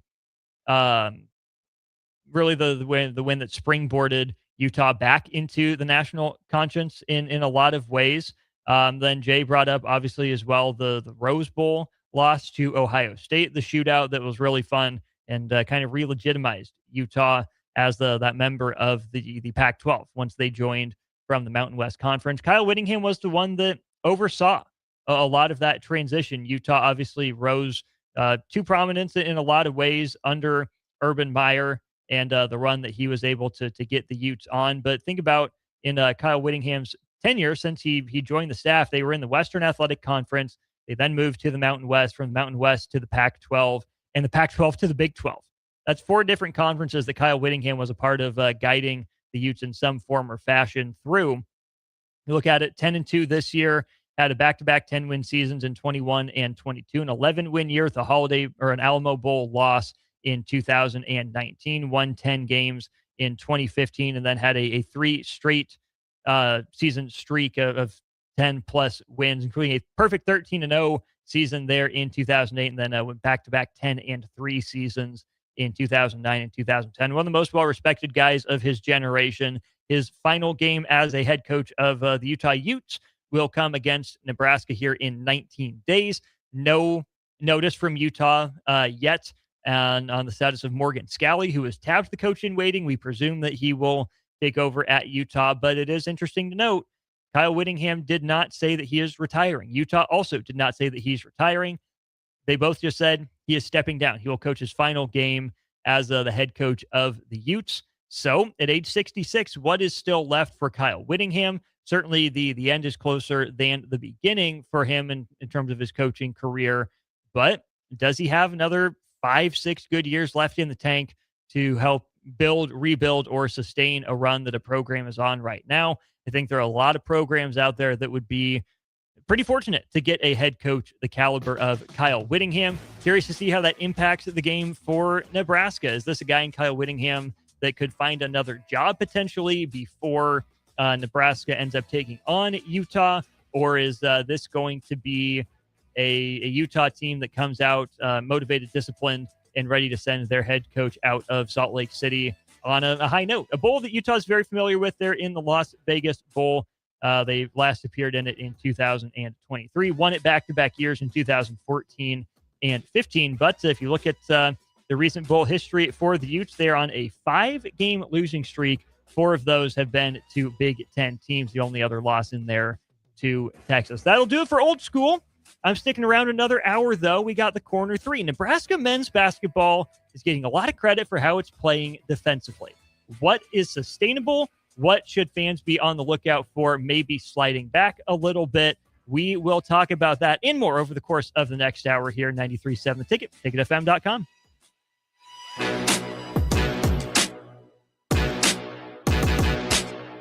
This Saturday, December 13th, create